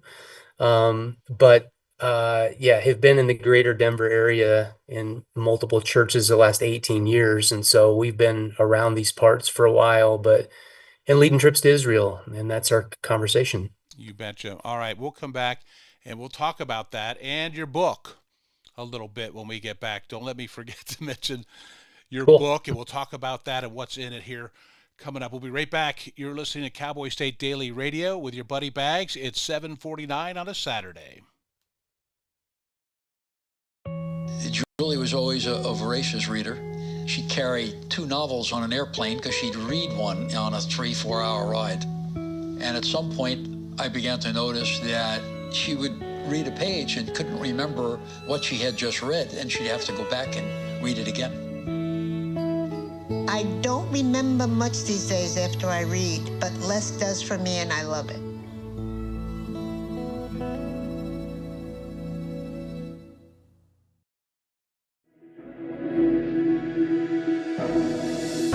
Logan Wilson here at the M Building in Casper, Wyoming. They do more than just support businesses and private events. They support nonprofits by offering reduced rates to help the community thrive.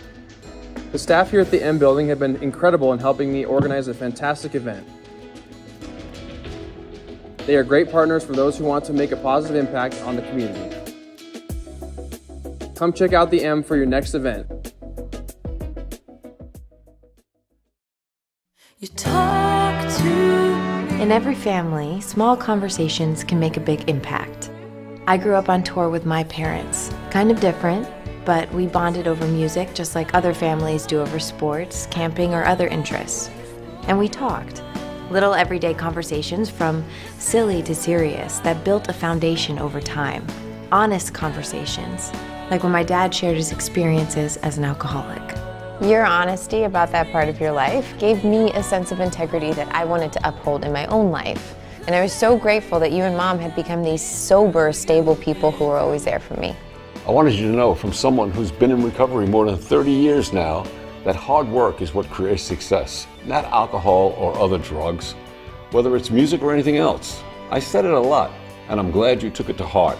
Talk, they hear you. For more information about talking with your kids about underage use of alcohol and other drugs, visit underagedrinking.samhsa.gov. You're listening to the Cowboy State Daily Radio Network. Wyoming is a big state. There are so many stories to tell, and here at Cowboy State Daily, we pride ourselves in bringing those stories to you every day. I'm Riley Strand, videographer and production assistant for Cowboy State Daily Video News. Every day, host Wendy Core and I talk to the experienced journalists who are covering the topics, issues, and people that are important to Wyomingites. And in our daily newscast, we bring you their stories. Tune in to Cowboy State Daily Video News every morning, only on cowboystatedaily.com.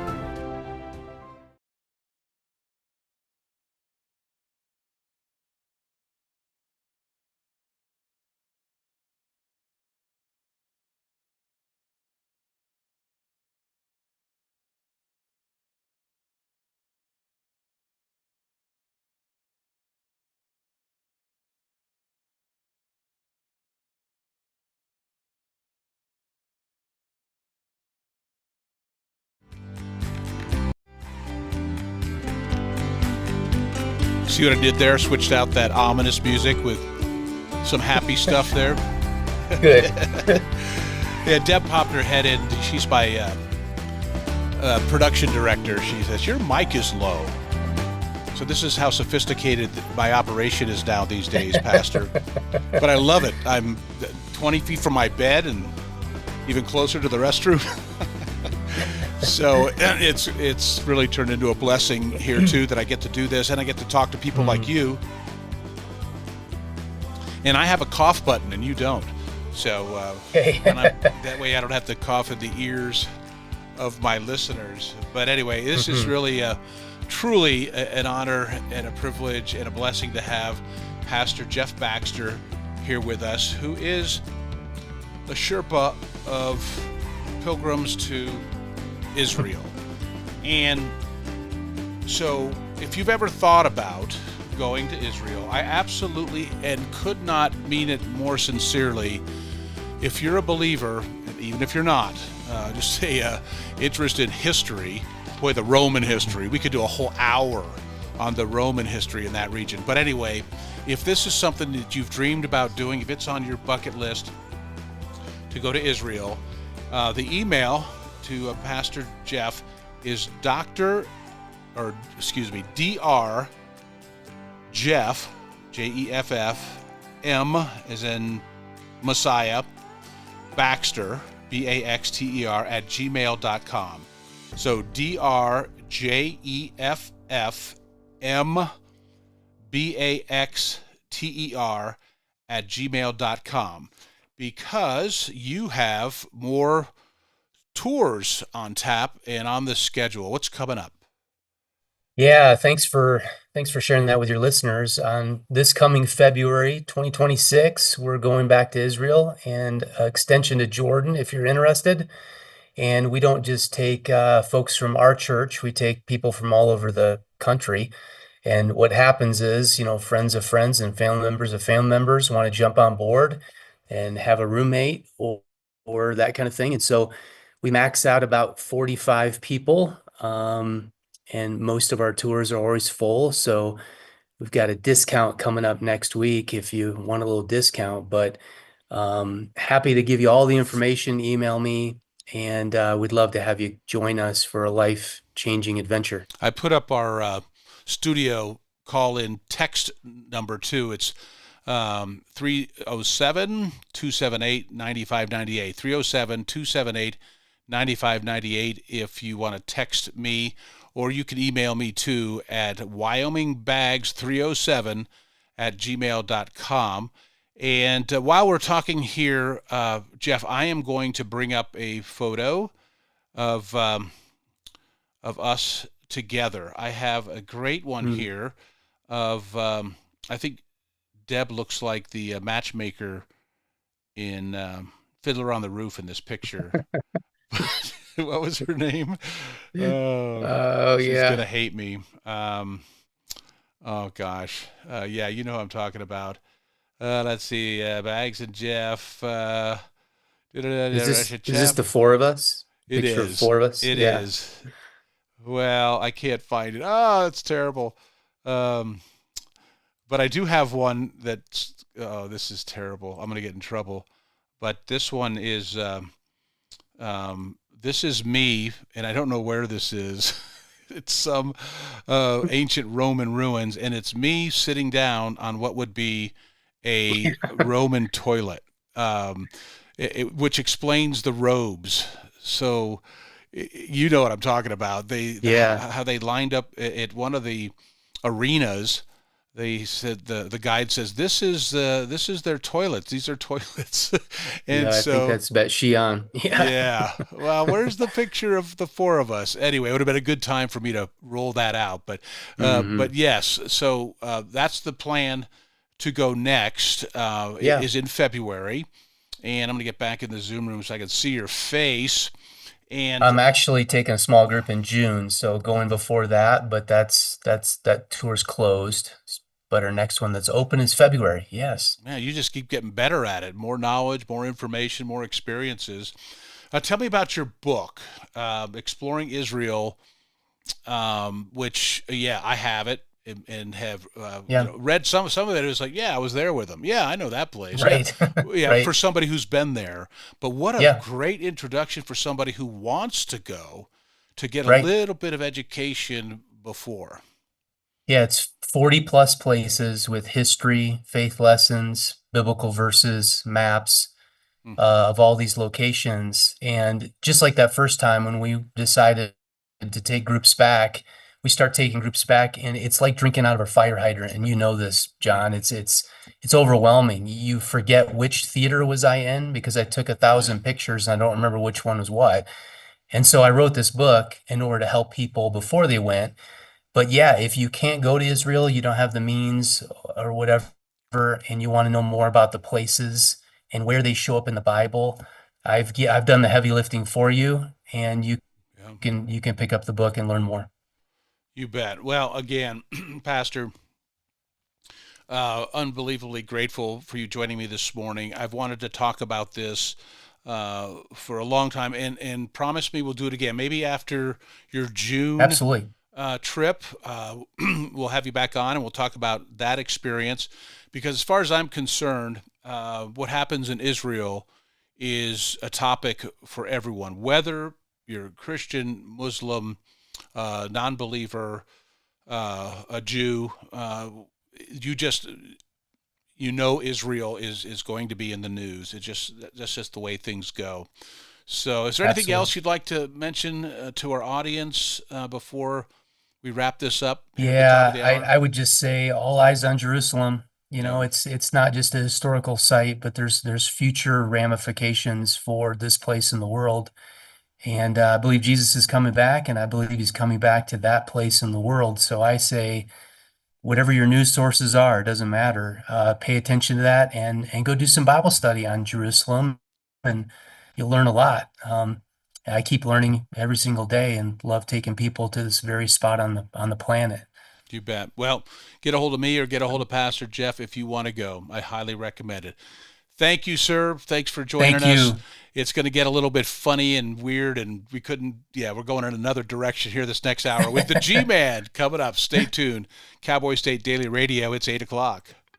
It's time to take a look at what's happening around Wyoming from the Cowboys. It's time to take a look at what's happening around Wyoming from the Cowboy State Daily Newsroom. I'm Wendy Core. High school athletes in Wyoming may soon be able to make money off their athletic performance. That's because the Wyoming High School Activities Association is considering a policy that would allow athletes to pursue name, image, and likeness, or NIL, deals under strict parameters in the Cowboy State.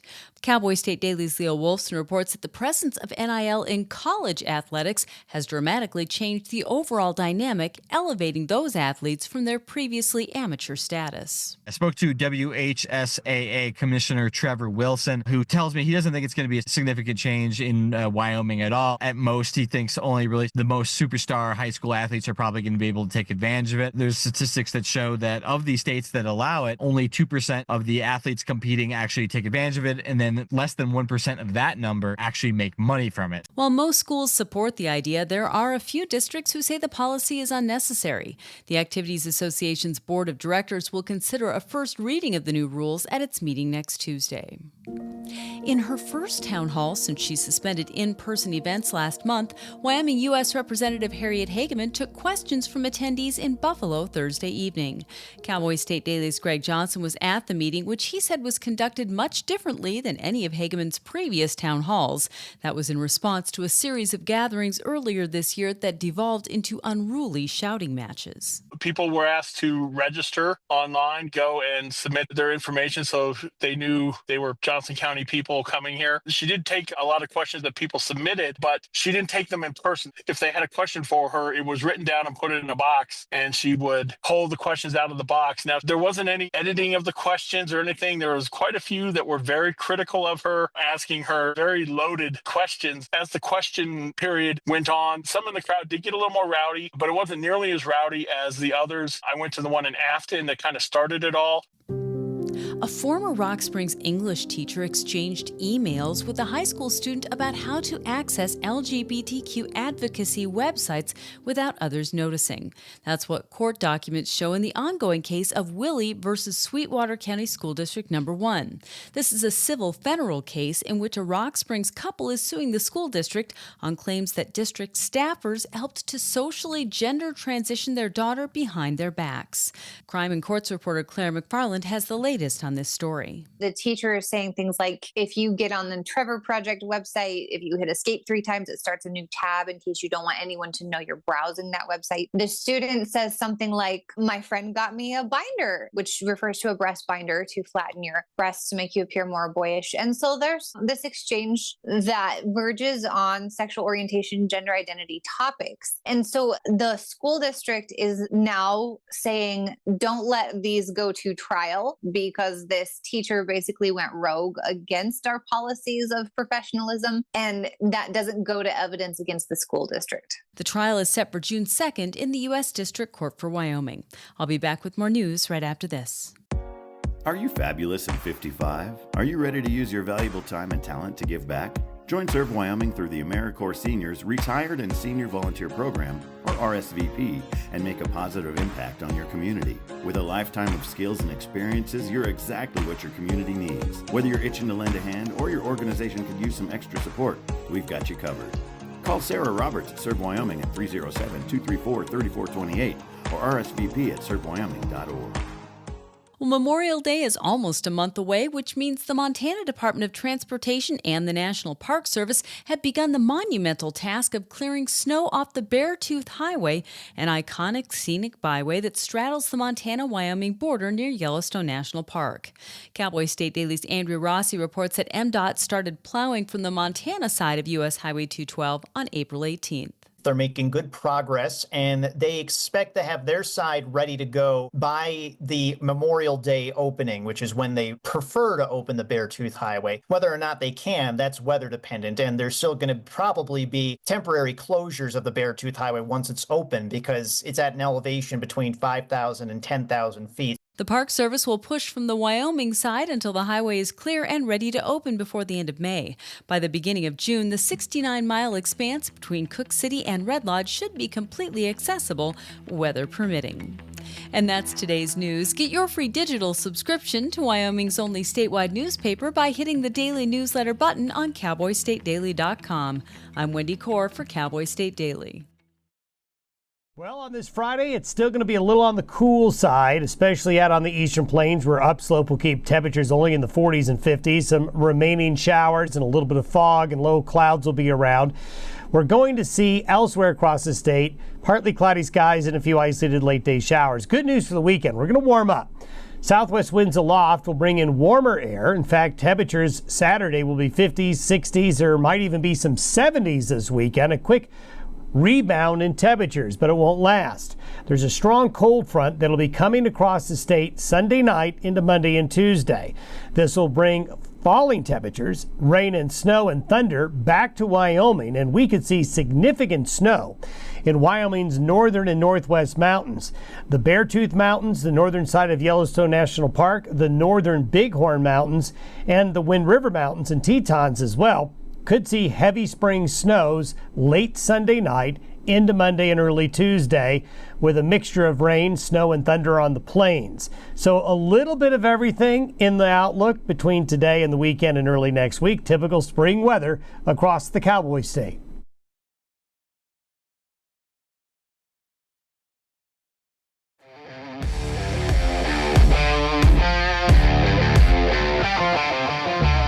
It's 8:06, Cowboy State Daily Radio. It's John Baggett, a.k.a. Bags. It is. Oh, wow. On our way to 65 degrees today here in Sheridan, Wyoming. It is right now 39 degrees. And Cheyenne, you've made it to 40. And it'll be mostly sunny over all of the Cowboy State today with some breezy areas.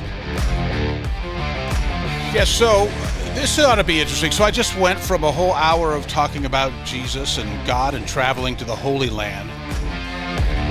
And to balance things out, I brought my buddy Rich Goins, a.k.a. G-Man. So it's Bags and the G-Man together again. Buddies we've been in radio together for decades. And how are you, my friend? Can you hear me okay? G, can you hear me okay, buddy? I got you in the Zoom room. We're up and talking to the folks on Cowboy State Daily Radio. Can you hear me? Is your mute on? Mm-hmm. Let me make sure mine isn't. There we go. It was me, G. Shut up. It's my fault. I fixed it. We're back. Bags, you've been around radio for, Shut up. How old are you now, 70? 60 years, and you didn't learn how to turn on the volume. Well, I was afraid you would do something disgusting while you were waiting in the Zoom room, so I was being cautious. And you just interrupted me. Yeah, well, that's my job, and I don't feel bad because I love you like a brother, and that's how I treat my brothers. So, hey, good to see you, man. Good to see you. Seen you forever. How's the family? Hey, they're good. Deb's outside the door, probably rolling her eyes through the back of her head, knowing that you and I are doing radio again together. But she's rolling her eyes because you didn't turn my volume on. That's why she's rolling her eyes. Hey, pal, it's all me. That's what's right. Changed. I don't have a producer. I don't have a technical guy. If it's bad, if it breaks, if it goes down, it's me, and it's pathetic. This is bare bones, baby. Yeah, you betcha. Well, it is cool. This technology, though, you can travel with it, and you can do a show from your home to Cowboy State Daily, the newsletter. It's 97,000 plus subscribers, G, and now they've got the radio, the morning shows. Monday through Saturday. My buddy Jake Nichols does the weekday shows, and then they shoot it over to me on Saturdays, which basically it's 4 1-hour podcasts. So I pick a different topic every hour. And one of them that I've wanted to do since I cranked this thing up about 5 or 6 weeks ago was with my buddy G-Man. So first, G,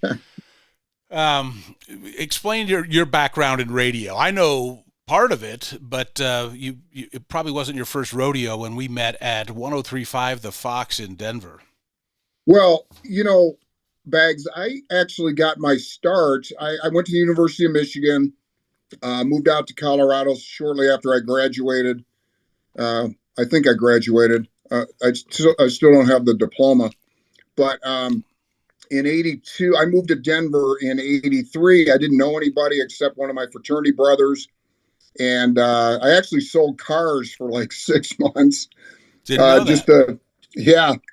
Just to pay the bills.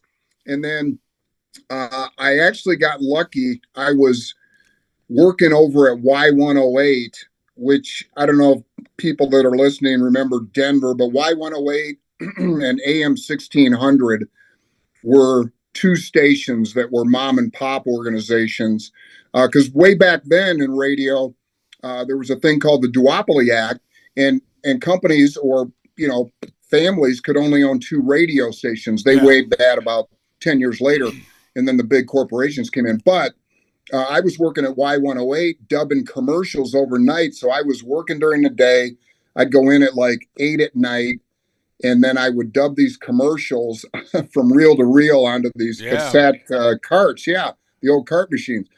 But the guy that worked on AM 1600, it was basically a simulcast with a bunch of different sports networks, was Irv Brown. Oh, so, yeah, legend. Yeah, legendary, NCAA referee, sports guy, and then also radio. So Irv had this idea of starting the first all 24-hour radio station, sports radio station, before WFAN in New York. This is a couple of years before. I mean, they get all the credit. But anyway, Irv came to me one day and said, hey, I guess you got a sports background. You did some broadcasting in Michigan. I need a producer, because this producer just quit. So I started working on the show, and it was Irv and Joe Williams and Buddy Martin and Woody Page and they did 4 hours a day, and they rotated the hosts in, and I sat behind the glass, kind of like every producer does, and I would call whoever the list Irv gave me, and every day Irv would give me this He knew list. everybody.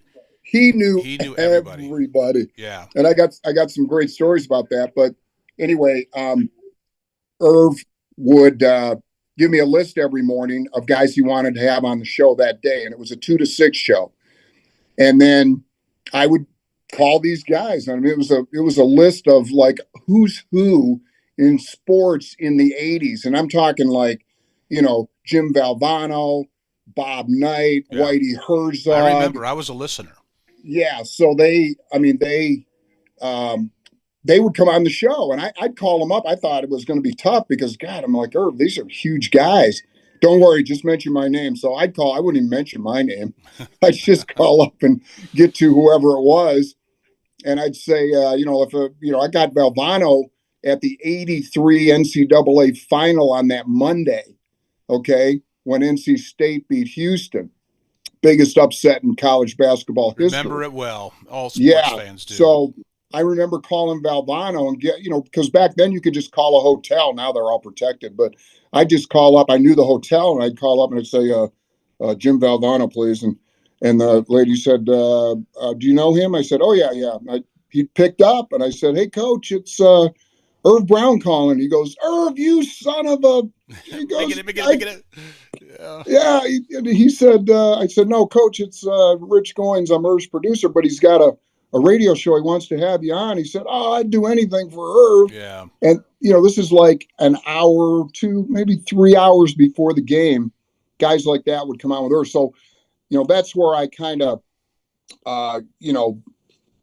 sharpened my teeth, so to speak, in the radio business, was being a producer, going out and covering games and from there, doing interviews and learning how to talk to sports people, because, it's intimidating when you're a young guy and not knowing anybody and then having to talk to these guys. But, I honed my chops, so to speak. All right. So you led us into where we rendezvous. So I don't know if you remember this, but they had auditions to be the sports guy on the Lewis and Floorwax show. There's some people, even here in Wyoming, the Lewis and Floorwax on 103.5 The Fox with the G-Man was huge up here too, wherever you could pick it up. But anyway, they had auditions to take that position. I was already working nights at the Fox, and I was doing production like you. You mentioned a lot of, boy, our backgrounds are similar, G. But anyway, so I'm doing commercial production overnight, right? But anyway, I auditioned to be the sports guy on that show, and, I was pretty confident. I did a lot of sports up in Wyoming, play-by-play. I worked for Kurt Gowdy up here, name-dropping son of a gun that I am. So, I walked, came in kind of shuffling like I had a pair and thought I had a shot at it. And guess who doesn't get it and does? It's G gets the gig. And then, okay, so this is what you get, because it wasn't too long after that. I'm leaning into this one because a lot of people here do remember the G-Man on the billboard. So at that time, I remember we were kind of battling it out with KAZY and KBPI as far as being the rock station in Denver. And then this happened, and I have a picture, so you're going to have to stand by and be cool and wait. Oh, that's funny. I got the picture of me sitting on a Roman toilet in Israel up on the screen at the moment. Yeah, let's put that one up. I like that one. So I'd rather see the toilet picture. Yeah, you can't see anything. It's you're in the Zoom room, but my audience can. Okay. So I'm going to bring that up right now.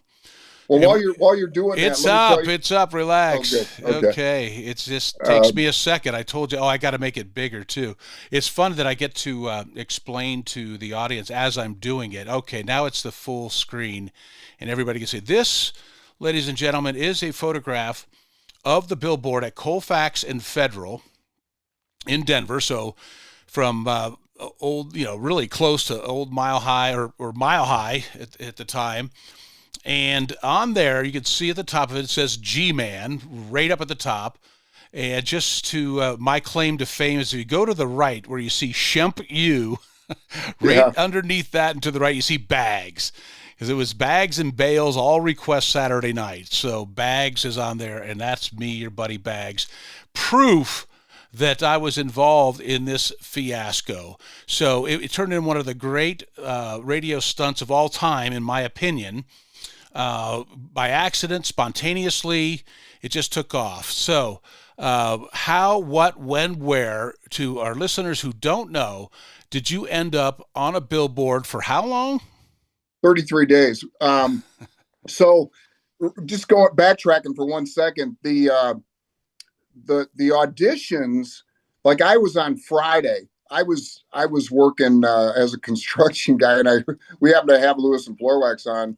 The guys listened to him, and they were auditioning all these guys, you and the coach from Q103. Yeah. And Tom Green came in, and I can't remember who else. Oh, one of the Vance Johnson or somebody. Yeah. And then I was on Friday. Yeah. And so after I did my audition, he gave me the nickname, the G-Man. They asked me what my name was, and I said, well, it's Rich Goins, but I go by the G-Man. So anyway, on Monday, they opened the phone lines up for voting. They're like, hey, remember we did the sports thing last week? We need a sports guy. Call in with your votes. So I was literally calling everybody I knew. And there weren't cell phones back there. So I'm on the rotary phone calling every buddy of mine, every ex-girlfriend, anybody I knew. I was like, call this number. I want to get a radio job. You cheated. I got screwed. I got. Oh yeah. Bags. I was always skirting the system. Anyway, I remember I was listening and one of my ex-girlfriends called in. This is from Michigan. She goes, hi, I want to vote for G-Man. And they're like, do you even know what you're voting for? She said, no, I used to date him in college, but he called me and told me to call in and vote. So Lewis and And that went on the air? You should have been disqualified. Oh, yeah, this is on the air. So Lewis and Florex are like, God, if this guy's calling people to vote for him, he must really want the job. So you were the right man for the job. I think it's a God thing. Oh, thank you, that man. I didn't get it. No. Anyway. So no, it could have been. Anyway, so I get the gig. It's a part-time gig. They're paying me like, I don't know what it was, $10 an hour or something like that to be on the show. And I started doing, couple sports casts a morning, 4 or 5 or 6, and just being part of the show. Well, you mentioned the billboard. Jack Evans, who, was our program director and pretty much a guerrilla marketing guy. They put up a bunch of billboards around town. And the concept was, you can see it if it's still up there. Yeah, it is. There's a fox head on the top. That's the fox actually draping a sheet over a KBPI billboard because they were our competition. Right. And it says the fox on it. Now, so that was the concept. And Jack said to me, hey, we're putting up these billboards. Why don't you go do your sports one day from the billboard and see if we can get any publicity? Yeah. So I did it. And actually, Norm Clark, rest in peace, Norm. Yeah. Norm just passed away. Great writer, sports writer. And then he became hold on. So I'm getting a little call here. He ended up getting a job in Vegas as the man about town. But anyway, I digress. So I did the sports. Norm wrote about it, and a TV station came out. I forget which one. And Jack's like, wow, this, we can get some publicity for this. What do you think about living up there? Because the Broncos had just started, they went to the Super Bowl the year before and they lost a couple of games. And he said, why don't you live up there until they win? Yep. And I was like, okay, I mean, you're going to pay me more? That's why I'm saying I didn't get the gig, and thank you, Lord. You did. So continue on. Yeah. So they craned me. They did a big thing the next day. They had a guy come out, crane me up. I remember well. Yeah. They asked the sign company to put me up there. I signed a release, basically, releasing everybody from everything in case I fell off and died. But they had me wear this belt with a harness attached to the billboard. And that was on Thursday or Friday. And I thought, okay, you know what? they're going to win the game this Sunday. And it's, hey, ha, ha, ha, I'll be back. I'll be home by Monday. And then they lost, I think, to the Bears. I mean, I haven't gone back in the history of it, but I was up there literally with a chair and a sleeping bag and a pillow. Yeah, let me jump in here because the picture that I have is much later on in the experience, because now we've got your doghouse up there. You've got remember we put the stationary bike so that you could exercise. It's much more sophisticated as it went along. And underneath that, if you recall, we have a sign that's about to fall off in this picture. It says, "I moved in until the Broncos win." Yeah, that was the big slogan. But just the first few days was, it was cold, it was snowy. I didn't have anything. They came out on Saturday and put up like a tarp where that box is right there, which I slept in later. This is 3 weeks later. They put a tarp over my sleeping bag. It's like a I was coffin. I was exposed to the elements that weekend, and then they lost. So, then I'm like, hey, we got to start getting me some stuff up here and some provisions and stuff like that. So now we're about 2 weeks into this thing.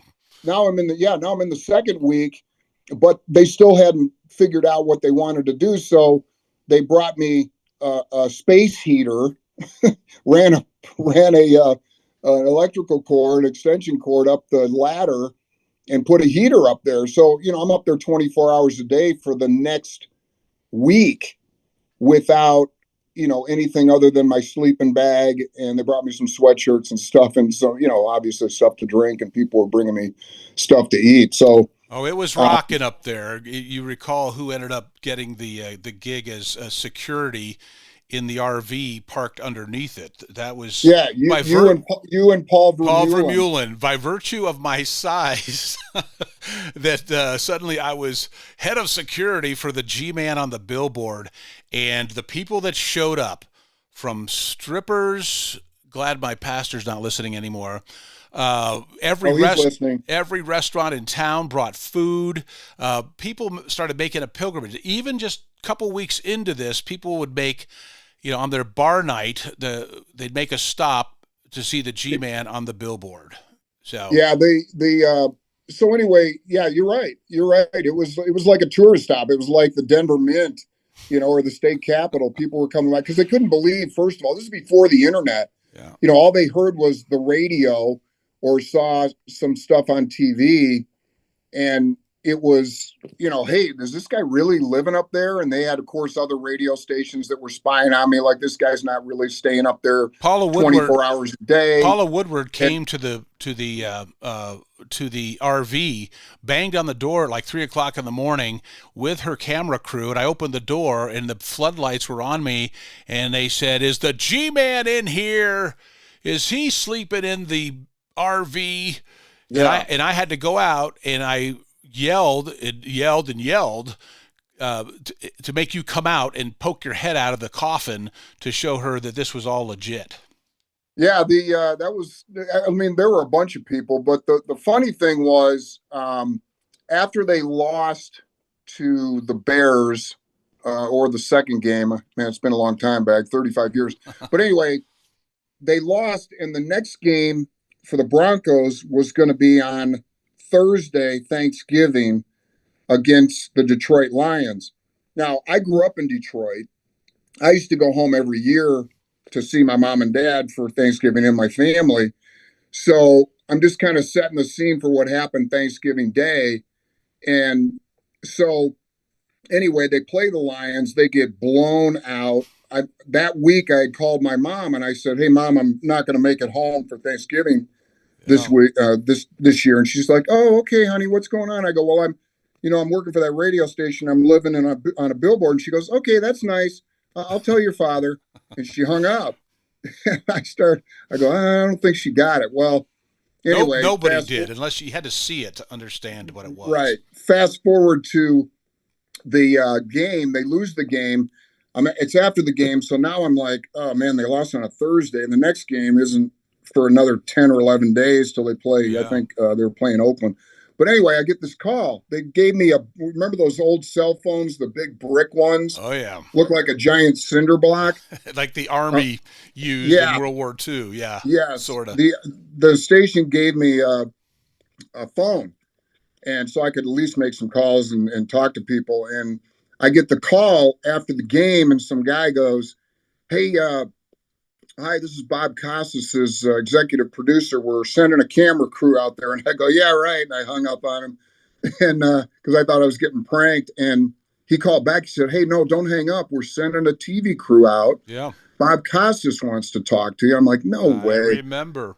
So I called Jack Evans. I said, "Hey, man, they're sending a, NFL or NBC sending a crew out. Costas wants to interview me."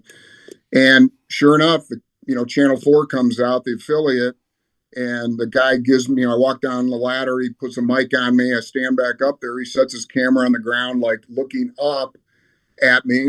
And there I am standing on the billboard, all bummed out. And that's when it really took off. Costas interviewed me and he called me a sniveling wimp. And because you were talking about coming down and saying you've had enough. Because at some point here now you get sick. I remember well that it became serious to the point where we actually sent a doctor, Dr. Dave Nida, up that ladder to check TV on doctor. you. TV doctor Dave Nida. So whose daughter Katie was a kicker at CU. Yeah, one of the first, if not only D1 at that time anyway, played college football. His daughter, you bet. I remember that. But you got sick. Remember, I do. How far into it was that when you were like pneumonia issues?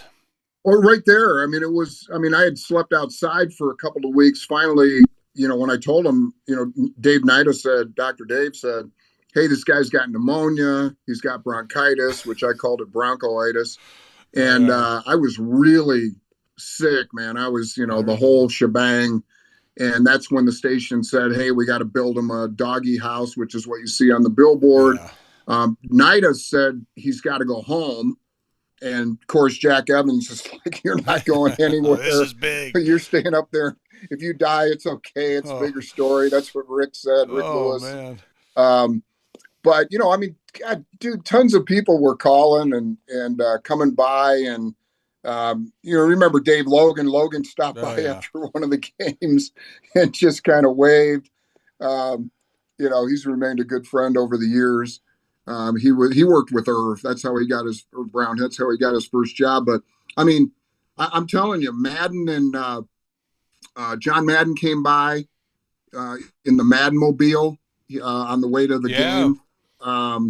We had Brittany York, who was Miss October 19 something. She stopped by. Playboy, Miss October. Playboy. She was doing a photo shoot. Well, hey, I just blew through one of my breaks here, so I'm going to take a break. Yeah. When we come back, we're going to have to skip ahead because the exit, finally the game when the Broncos finally won after you were up there. So on the 34th day, when you come down, I have some great memories too, being on the ground about that. So we will get to that, and I also want to talk about what you're doing these days. Sure. And one of the things, I don't know if you're going to like this or not, but you, as one of my celebrity friends, rub elbows with some awesome, amazing people, a lot of sports people, not all sports people. And I want to talk about some of those experiences you have as well. But we have to, we'll do a fast forward through another, probably a couple of weeks from where we are now to when the Broncos finally win. We're talking to Rich Goins. He's the G-Man from Denver, Colorado, sportscasting legend and good friend. And we're going to talk about his departure finally coming down from the billboard. Was it 1990, G? Is that where we're at here, 91? Yeah, December 1990. Oh, good Lord. All right, we'll be right back on the Cowboy State Daily Radio with your buddy Bags on a Saturday.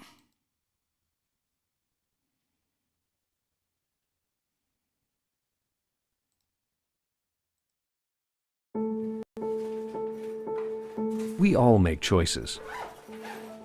When it comes to alcohol, kids make choices whether to drink or not. Bye, Dad. Bye-bye. Remember, I'm going to Alex's party tonight and sleeping over. Have fun. Hey, have a seat for a second. Remind me about that party again? Alex is just And adults make choices whether to talk about it. That's true of parents and every other trusted adult in a kid's life. Kids want to know our expectations when it comes to alcohol and other drugs. They want guidance and honest answers to their questions. And it makes a difference when the message is consistent and part of everyday conversations. So talk with your kids and help lead them on a positive path. Because when you talk, they hear you. For more information about talking with your kids about underage use of alcohol and other drugs, visit underagedrinking.samhsa.gov. This is the Cowboy State Daily Radio Network. He makes fun of his friend who vapes. He would never try it. She's into soccer. She's on the honor roll. She's just not the type. No way. No way. No way. No way. My kid would never vape. Get your head out of the cloud. Today, nearly 8,000 kids will start vaping. Maybe even yours. Learn about the dangers at talkaboutvaping.org.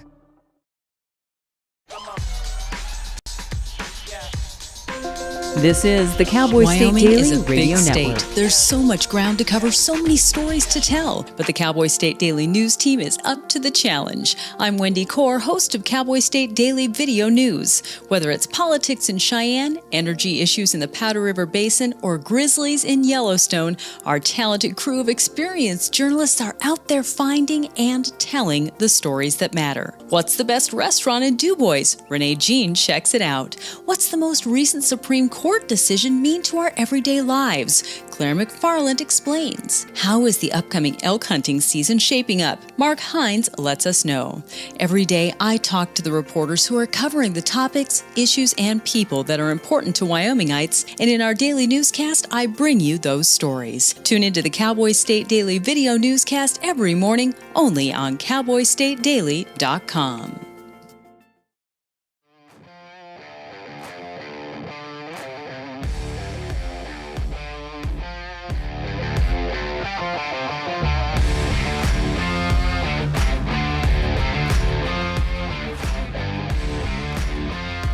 Did you hear me play two commercials at the same time there, G? Glad you missed that. Are we back on? You're on, dude. Don't do anything obnoxious. We can see you. This new phenomenon. I caught myself getting ready to pick my nose here. Now that people can see me, I got to put an end to that. Hey, let me tell you one funny thing, guys, about that Thanksgiving. So, because I didn't, I told my mom that I was living on the billboard. Anyway, my mom and dad watched the Lions game in Detroit because that's what we did every Thanksgiving, and they have Thanksgiving dinner after because the Lions game is always the first game. And they were sitting there eating dinner with the whole family. The TV's right there, and Costas goes, "Hey, we're going to go out to Denver, where this idiot is living on a billboard until the Broncos win." And all of a sudden they show me on TV, and my mom said my dad was like eating his food, and he just stopped. And he goes, let's talk to Rich Goings. And my dad looked over at my mom, and he said, "Did you know anything about this?" And she said, "Well, he called earlier in the week to tell me he was living on a billboard or some kind of stunt." So that's how my dad found out I was doing that. I didn't call anybody because I didn't know where it was going. And that's how my family found out that I was living on a billboard. Well, we were in the station by now, the entire staff, AM and FM, everybody was involved in this because, like I said, it got out of hand.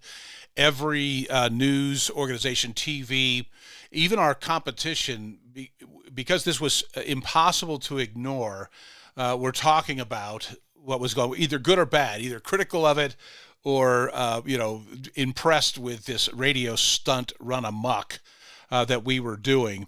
And now this time, I'm fast forwarding a little bit, pushing you along here, because now we're getting visitors from Japan and Australia. They're showing up at the billboard at the RV, and most of the time everybody wanted to see you. So it wasn't just they'd show up there, but there was always a party going on all day and night at the billboard. Now the billboard, again, I want to remind people, this is at Colfax and Federal in Denver. And if you know the city, it is ground zero, period. And it's only, would you say, what, about quarter mile from Mile High Stadium there? Oh yeah, no, I could see. I was on the west facing side of the billboard, but I would walk around the other side of the billboard. I could do that and sit in the sun in the morning. I could see the stadium. I mean, like literally, not for you bags about a 9-iron away. Yeah, yeah. Oh boy, yeah, right. You've not seen my game anyway. So the billboard was one of those big ones. You think of a billboard around here. We don't have anything like that in Wyoming, thank God. But it's one of the biggest they make billboards. So you're way up there. What were you? Would you say 40 feet in the air, 50 feet? Yeah, probably 30 feet up. I mean, there was a ladder that went down in order for me to get all the way down, because you mentioned the RV earlier. That's where I would, do my business and, 10 minutes a day and then go back up. But in order to get up on the billboard, we had a regular extension ladder that we put on top of the RV. Then I would, connect the two, go up there, and then whoever, like you or Paul Vermeulen or security guys and girls, would pull the ladder back down and then pull the RV up so people couldn't climb up there and just show up unannounced. Anyway. Right, now we're getting close here, but one of the incidents one night, boom, we hear a boom outside the RV. And I know what a gunshot sounds like. And from Wyoming. And I had a two-way radio with the police department. They left in the RV for the security guys to have a direct, just a two-way to them if anything happened. And I remember popping on there and saying, they're shooting at the G-Man. Well, I thought it was just, either an ex-girlfriend or somebody I owed money to at somebody the time. from Wyoming. No. Yeah, but they came up. I remember the police came up on the billboard, and there were two holes right above, literally. I don't know if you can see them on the picture. I can't believe. No. They're so small. Okay. And I'm not even sure exactly when that picture was taken, whether it was before the incident or after. But excuse me. Yeah, people.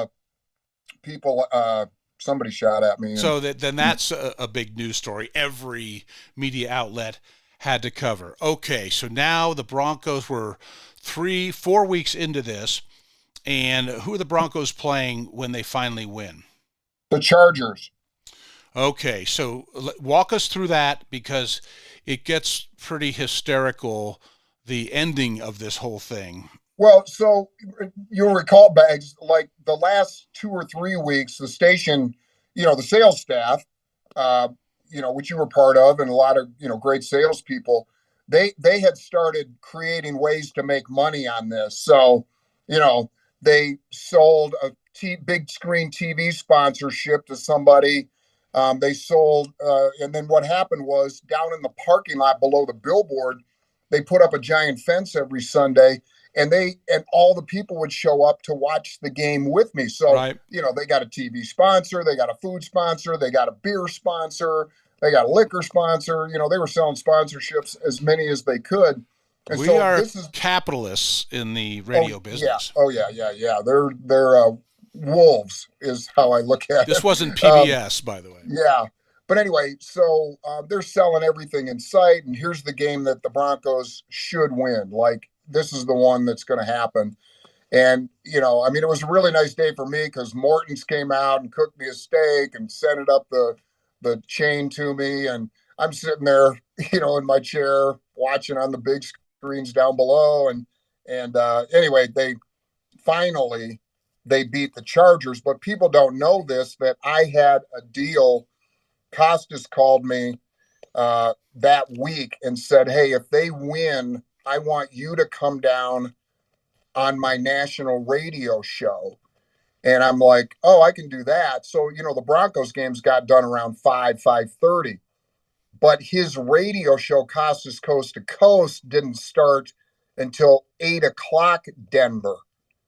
So between 5:30 or 6 and 8 o'clock, I was still up there. And, our management was like, hey, dude, all the TV cameras are here. And You gotta come down. And thousands Yeah. of people had piled out of Mile High Stadium and made a pilgrimage over to the billboard at Federal and Colfax. Yeah, they closed Colfax. They closed Colfax and Federal. Like I said, that's like one of the biggest intersections in all of the Rocky Mountain West. And because so many people, maybe I could exaggerate slightly if I say tens of thousands headed out of Mile High and went right for the billboard. Yeah, and I mean, Lewis and Florwax came out occasionally to say hi. I mean, I used to tell them, hey, the only reason you guys are popular is because I'm on this billboard, and they're like, oh no, gee, man, But anyway, they actually came out that Sunday. They never came out on the weekends. I mean, everybody was there, the whole staff, and just waiting. I remember Don Howe, who was our general manager, came up on a forklift. And there was a recording of me. Somebody had me, all the TV stations had mics on me, and one of them was hot, and he was hot. He was, go to the G-Man, you're going to come down off of this billboard right now. We got all this publicity. And I said, Don, I told Bob Costas I would do it on his show. So, you tell everybody down there that I'm not coming down until 1 minute after 8 o'clock. As soon as, so I was on the show with Costas on that cell phone. Well, hey, let me get you there too. So I have a picture, either Denver Post or Rocky Mountain News at that time. There's a picture from the front page. And you have that, the World War II telephone, cell phone, and you're carrying it. And guess who's carrying you? You are. I am. I'm carrying you because there were so many people there when you finally came down, so many people that they had jammed into that little space, and we had a limo. Do you remember we had a limo parked there? And that there were so many people trying to get to you that we couldn't open the doors. So I'm carrying you, and we end up lifting you up, and you went in through the sunroof into the limousine. Oh, yeah, that's right. While you were talking to Bob Costas live on that funny giant cell phone. So that was my little interjection into this. But right before that, G, the crowd was getting upset with the fact that you hadn't come down yet either. Yeah. And Deb was pregnant with Joseph, captain and commander in the 82nd Airborne Bandit Ranger Tab stud that he is now, was a, fetus don't fail me now. He was in the womb. He was in the bunker. In the bunker, and Deb was in the RV, because that's where I was, and we were doing this together. And the crowd, who was anxious and pissed off that you hadn't come down yet, started rocking the RV. Oh yeah, and it well, was, they just wanted JoJo to come out a little early, so they were helping her along. It got a little tense. Anyway, yeah. So they we went in the limo, and then the station had dinner lined up at I remember Strings, real nice restaurant that Noel Cunningham owned. Rest in peace, Noel. He was a great guy. But one of the funny things that happened was when we got to Strings, Dan Reeves and his wife were having dinner there. Oh, no. They were coming out of the restaurant as I was walking in, and he, Reeves hated this. He hated the fact not that we were known making for his fun sense him. of humor either. What? No, he was like, tell all the coaches, that billboard guy, we got to win. That guy's making fun of us. We got to win this week. That's pretty what good. Some of the players told me later. That's a pretty good Dan Reeves right there, dude. Not bad. So he meets me they're walking out as we're walking in, and I'm just gassed. I just want to go home and sleep because I hadn't slept in 2 weeks. And he said, "Hey, nice job, G-Man. And hey, me and the missus here, we'd like to buy you a bottle of wine to celebrate your the victory." And I said, "Oh, that's really nice of you, Coach." So we sit down. He goes, "Just send me the bill." And so we sit down, and Jack Evans, or it might have been Wax or Rick, they ordered like a $300 bottle of wine. You got to remember, this is 1990. Yeah. They ordered like the most expensive Wow. bottle of wine on the list, and we drank it. Everybody shares in it, and they sent the bill to Dan Reeves. I'll never forget because Charlie Waters was the DB's coach. Remember Charlie Oh, played for yeah. the Cowboys, and he loved our show. He used to listen to us in his office, and Reeves would come in and go, "Are you listening to those morons, Charlie? Turn that crap off."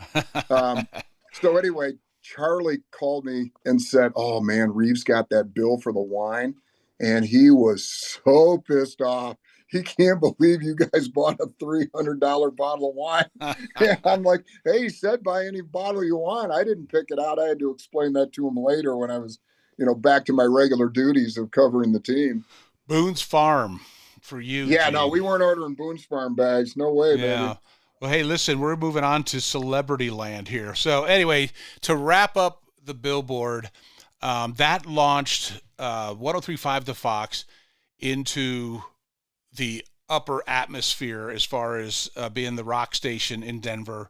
I always thought we had the best morning show. Listened all the time. As you know, had my own little characters every now and then on the show. But Mr. Francis. Yeah, the bird calling guy. Yes. Remember him? Yeah, we had like Rob Johnson did a bunch of characters, Roger King. Lambiot. Kenny Jack Marks.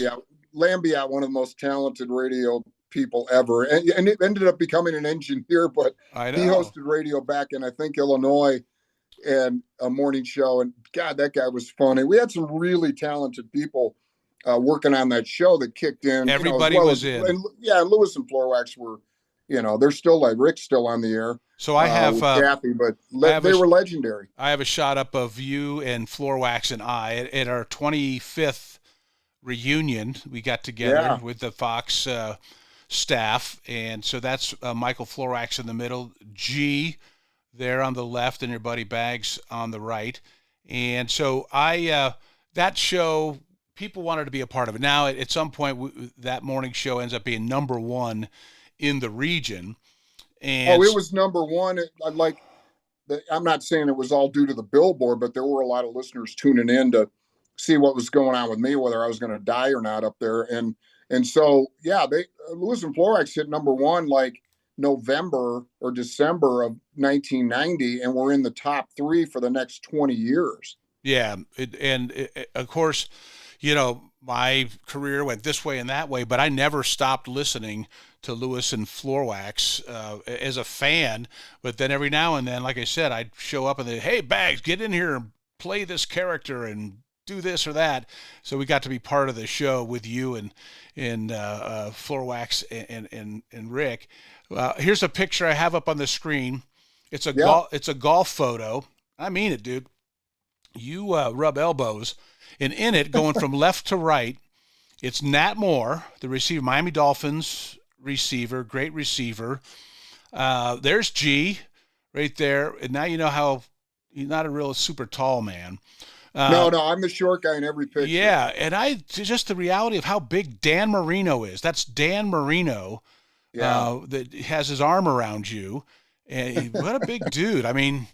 Oh, he's big. And then Helton, obviously Todd Helton, the last guy in the picture. So, I'm just going to say this. One of the really cool things about my life is, I had a career doing exactly what I love to do. Never thought of it as work, but I got a chance to meet a ton of people over the years that have kind of remained friends, like Helton. Helton lined up the golf with Marino in that picture. Sure. But I've had a chance to play because I love golf and I'm in the golf industry now. We'll get to that. But I've had a chance to play and hang out and carouse and have fun with so many athletes that I met over the years, because all of them play golf, from Joe Sakic to, and I'm not name dropping, to John Elway. Yeah, you are. And everybody in between that just loves golf. But, I got to know a bunch of those guys professionally when I covered them and their careers in Denver, and then kind of became friends with them, after their careers ended, because they all like playing golf and they all want to play the club that I'm part of. You bet. And so not just in the... Well, by the way, Bags, that's a club called Adios. It's in West Palm Beach, Florida. That was maybe a couple of months ago. But Held lined it up, and I was down there with him, and actually Nat Moore lined it up because that makes sense. The quick story was, when Vic Fangio was the head coach of the Broncos, we played golf occasionally. I mean, he was obviously dedicated to his craft as a head coach, but he'd get a few weeks off here and there. So we played golf. And then remember, after he got fired from the Broncos, he went to the Dolphins as their defensive coordinator under Mike McDaniel. And he became friends with Nat Moore. And so I knew I was going to Florida, and I called Vic. I said, hey, can you line up a round of golf for me and Helton? We're going to be down there. He's like, oh, yeah, I'll call Nat Moore. I'm like, Nat Moore, the wide receiver? And he's like, yeah. Awesome. That guy's 73 bags, and he hits the golf ball 300 yards. He doesn't look 73 in that photo, I'll tell you what. And Marino's a stud, dude. I mean, that guy, he's just as cool as he came across on TV. He's and still all the handsome. Prettiest quarterback in history, I think. Good-looking dude and really funny and told a lot of stories. We got to get out. You're just crazy in and out of sports with your celebrity rubbing elbows. Now, I am a huge Chicago Transit Authority, whatever you want to call them, music fan. The band Chicago. And so I was looking through some of the pictures that I had with you, and one of them is the drummer, and he was a songwriter and producer too, with the band Chicago. Danny, is he pronounced it Seraphin? Yeah, I mean, in Chicago, they pronounce it Serafini, but he just goes by Danny Seraphin. Yeah, and so I got this picture up on the screen now. It looks like you're at Mile High. Maybe. So we are. That was the Broncos played the Bears. I got him tickets. He's got a Bears hat on. Yeah, well, he's obviously, you can take the boy out of the country, but you can't take the country out of the boy. So he came out to the game, and he lives in Vegas now. He was living in LA at the time. Great guy. I met him. He came down, Rick was a drummer and is a pretty good drummer for his band. Lewis and But Rick was a big fan of all the other drummers that were out there. And there were some guys that lived in Denver, like Ginger Baker from Cream lived in Parker, and Danny lived up in Evergreen. And Rick invited Danny to come down. We had a drum kit set up, and Danny came down and just played some riffs from Chicago songs. And we tried to guess what they were. I have rediscovered Chicago. I watch these things called reaction videos. Yeah, where it's like hip hop fans or rappers or metal pop music fans who don't know any classic rock music and they're listening to it for the first time. I watch those sometimes because I get a kick out of it. Well, Danny, and this whole generation is discovering the band Chicago. Oh yeah, two things. Danny's like absolutely one of the nicest people on the planet. One of my best friends, dearest friends for so long. We've done a ton of stuff together. But he's also a great guy, like no ego. And every drummer that I've ever met that was around him says, man, I idolize Danny Seraphin because he grew up as a jazz drummer in Chicago and then formed the band, founding member. Just the nicest guy. Like, would do anything for you. One of the great people I've met because of, my radio career. Just a super nice guy. Pause here a second because I want to get to some of these other pictures because this is something that I regret that I didn't do. I remember thinking, boy, wouldn't it be cool to see Todd Helton get inducted into the Baseball Hall of Fame at Cooperstown. Yeah. So in this picture, I've got you with Todd in the middle. And who is that to your left or my left? It'd be your right in the picture. Who is that? Well, I can't see it, but I'll just tell you who's in the picture. Okay. The guy I think on the way left is Jim Harmon. He was a sponsor of our show, Lewis and Floorwax. He and his wife owned Amber Homes. Got it. Longtime buddy of mine, golf buddy out at Bear Creek where I'm at now. And then also Jim Pacifico, another dear friend. He owned Aveda, 5-state Aveda distributorship. Great guy. He's the darker hair guy, I think, right next to Helton. And the other guy is Dale Lamons. He's also an Aveda guy. He owns the Aveda schools where kids go to learn how to be, hairdressers and estheticians and massage therapists and stuff. So I got the tickets for those guys through Helton. We drove out there had a blast. That was at Helton's. The Rockies had a private party for him at a bar in Cooperstown. And we got a chance to, he walked out there and took pictures with people. But I mean, we were there for the whole weekend. We went to the party that night. We went to the induction the next day, Sunday, in Cooperstown. Just a fabulous weekend. And Helton's become like one of my best, dearest friends. I mean, he's such a great guy. He does a ton of stuff for charity. And he's just a regular guy. He's a Tennessee guy. He did those wonderful things for our family when my younger brother Frankie had ALS, Lou Gehrig's disease, and just treated him like a king on Lou Gehrig's Day at Coors Field. I don't want to run out of time here. I've got about 2 minutes, brother. So I've got a shot up here of you and Champ Bailey up on the screen. Yeah, that's when he retired, and then obviously he went to the Hall of Fame. I went to that, down in Ohio at Canton. Yeah, and like I said, the celebs you hang out with, and I just want to prove that somebody can love the G-Man. I got one here, and there's an old phrase that I think applies here. G, you and I both have outkicked our coverage when it comes to women. Look at that beautiful. That's Jody. My girlfriend Jody. Yeah, I've been with her for 10 years. Beautiful lady, great heart. Beautiful is right. Got a couple of kids. One just graduated from college. Her son's 16, and he goes to Green Mountain.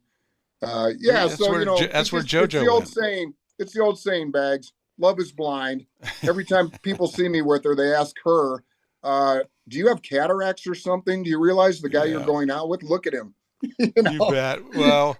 Hey, man, I'm in that part of the show. Can you believe this hour is over with? There's so much more. And why I had to cut you short on the billboard, because we skipped like 3 games in order to get to the finale. Well, I will tell people I'm alive and well. I'm the membership director at Bear Creek Golf Club. You can see the hat here in beautiful Morrison, Colorado. And I play golf for a living. I sell memberships, and I got a great life, Bags. Come up and see your buddy Bags. Come up and I will. See me. And honestly, one of the great privileges in my life and blessings is to know you and Deb and your boys. And what a great family you have. And you're my friend for life, Bags. I love you, and I'll always be there if you ever need me. Same here, G. Miss you, brother. Say hi to everybody for me, would you? God bless. I will. God bless you, and give Deb a big hug for me. I will. All right, take care, man. Bye-bye. Thanks for having me on. You bet. 9 o'clock here on a Saturday, Cowboy State Daily Radio, your buddy Bags. And coming up next, I'm going to have fun with this. Paul Radzi is an actor. He's an entertainer, and he has this silky smooth voice. I'm going to try to make him sing, but it'd have to be a cappella. But he is one of the great entertainers here. I work with him at Century 21 BHJ in Sheridan and have gotten to see him perform multiple times on stage. So what a shift of gears we're going to do now. Get into some entertainment talk here on Cowboy State Daily with your buddy Bags. I'll be back in just a few. Stay tuned. It's time to take a look at what's happening around Wyoming. From the Cowboy State Daily Newsroom, I'm Wendy Core. High school athletes in Wyoming may soon be able to make money off their athletic performance. That's because the Wyoming High School Activities Association is considering a policy that would allow athletes to pursue name, image, and likeness, or NIL, deals under strict parameters in the Cowboy State.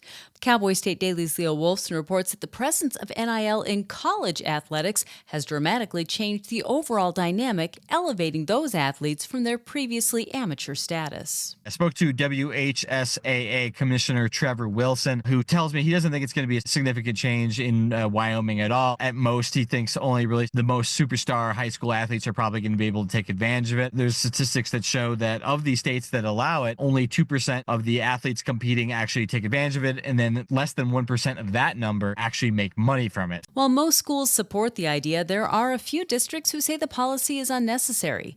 The Activities Association's Board of Directors will consider a first reading of the new rules at its meeting next Tuesday. In her first town hall since she suspended in-person events last month, Wyoming U.S. Representative Harriet Hageman took questions from attendees in Buffalo Thursday evening. Cowboy State Daily's Greg Johnson was at the meeting, which he said was conducted much differently than any of Hageman's previous town halls. That was in response to a series of gatherings earlier this year that devolved into unruly shouting matches. People were asked to register online, go and submit their information so they knew they were Johnson Johnson County people coming here. She did take a lot of questions that people submitted, but she didn't take them in person. If they had a question for her, it was written down and put it in a box, and she would pull the questions out of the box. Now, there wasn't any editing of the questions or anything. There was quite a few that were very critical of her, asking her very loaded questions. As the question period went on, some in the crowd did get a little more rowdy, but it wasn't nearly as rowdy as the others. I went to the one in Afton that kind of started it all. A former Rock Springs English teacher exchanged emails with a high school student about how to access LGBTQ advocacy websites without others noticing. That's what court documents show in the ongoing case of Willie versus Sweetwater County School District No. 1. This is a civil federal case in which a Rock Springs couple is suing the school district on claims that district staffers helped to socially gender transition their daughter behind their backs. Crime and Courts reporter Claire McFarland has the latest on this story. The teacher is saying things like, if you get on the Trevor Project website, if you hit escape 3 times, it starts a new tab in case you don't want anyone to know you're browsing that website. The student says something like, my friend got me a binder, which refers to a breast binder to flatten your breasts to make you appear more boyish. And so there's this exchange that verges on sexual orientation, gender identity topics. And so the school district is now saying, don't let these go to trial, because this teacher basically went rogue against our policies of professionalism, and that doesn't go to evidence against the school district. The trial is set for June 2nd in the U.S. District Court for Wyoming. I'll be back with more news right after this. Are you fabulous and 55? Are you ready to use your valuable time and talent to give back? Join Serve Wyoming through the AmeriCorps Seniors Retired and Senior Volunteer Program, or RSVP, and make a positive impact on your community. With a lifetime of skills and experiences, you're exactly what your community needs. Whether you're itching to lend a hand or your organization could use some extra support, we've got you covered. Call Sarah Roberts at Serve Wyoming at 307-234-3428 or RSVP at servewyoming.org. Well, Memorial Day is almost a month away, which means the Montana Department of Transportation and the National Park Service have begun the monumental task of clearing snow off the Beartooth Highway, an iconic scenic byway that straddles the Montana-Wyoming border near Yellowstone National Park. Cowboy State Daily's Andrew Rossi reports that MDOT started plowing from the Montana side of U.S. Highway 212 on April 18th. They're making good progress, and they expect to have their side ready to go by the Memorial Day opening, which is when they prefer to open the Beartooth Highway. Whether or not they can, that's weather dependent, and there's still going to probably be temporary closures of the Beartooth Highway once it's open because it's at an elevation between 5,000 and 10,000 feet. The Park Service will push from the Wyoming side until the highway is clear and ready to open before the end of May. By the beginning of June, the 69-mile expanse between Cook City and Red Lodge should be completely accessible, weather permitting. And that's today's news. Get your free digital subscription to Wyoming's only statewide newspaper by hitting the daily newsletter button on cowboystatedaily.com. I'm Wendy Corr for Cowboy State Daily.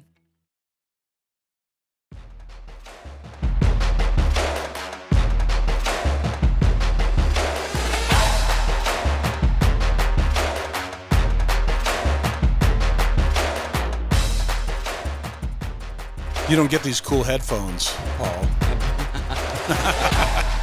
I can hear, I got some funky music playing underneath us here. Here, I'll. Yeah, that's what we're doing right here. All right, it's 9:06 on a Saturday, Cowboy State Daily Radio. This is your buddy Bags, John Baggett. As I've explained before, Paul, why I use Bags, because my dad's name is John Baggett as well. And he lives here in town. And he doesn't want anybody confused about who it is on the radio. Well, I think my buddy Bags has a really good ring to it. All right, I've got to get your mic up a little bit. All right. Okay, here we are. We're in the 9 o'clock hour. We've been doing this since 6 a.m. In the 6 a.m. hour, I had Don King of King Ropes, King Saddlery fame here in town. We talked about all over the planet where people find King's Ropes. You have a King's Ropes hat. Oh yeah, Everybody does. I think that was my first Sheridan hat. Actually, I was here visiting. It was probably 2013 or so. I remember Don when he was a teenager. When I left here in 1984, it was the year that the Queen came to Sheridan. And there's this great iconic picture. That's my cough button. One more time. So people don't have to hear it in their ear. Smart. They might hear it through your mic, but not as bad as it could be. Anyway, I'm in the third hour. Can you tell my voice is starting to crack a little bit? All right, that's the one. So anyway, Don was talking about, the Queen. I have this great picture of him shaking the hand of Queen Elizabeth when he was about 12 or 13-year-old kid. Jeez.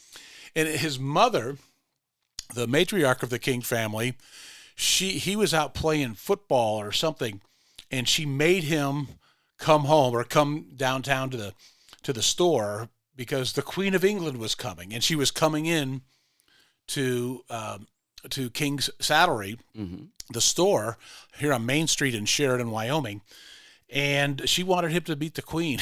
And so he did. At the time, he thought I was bogus at 12, 13 years old, but now, as a refined gentleman that he is now, he's just so glad that he did that, had that experience, because he could say one of the very, very few in the world who have shook hands with Queen Elizabeth. That is so true.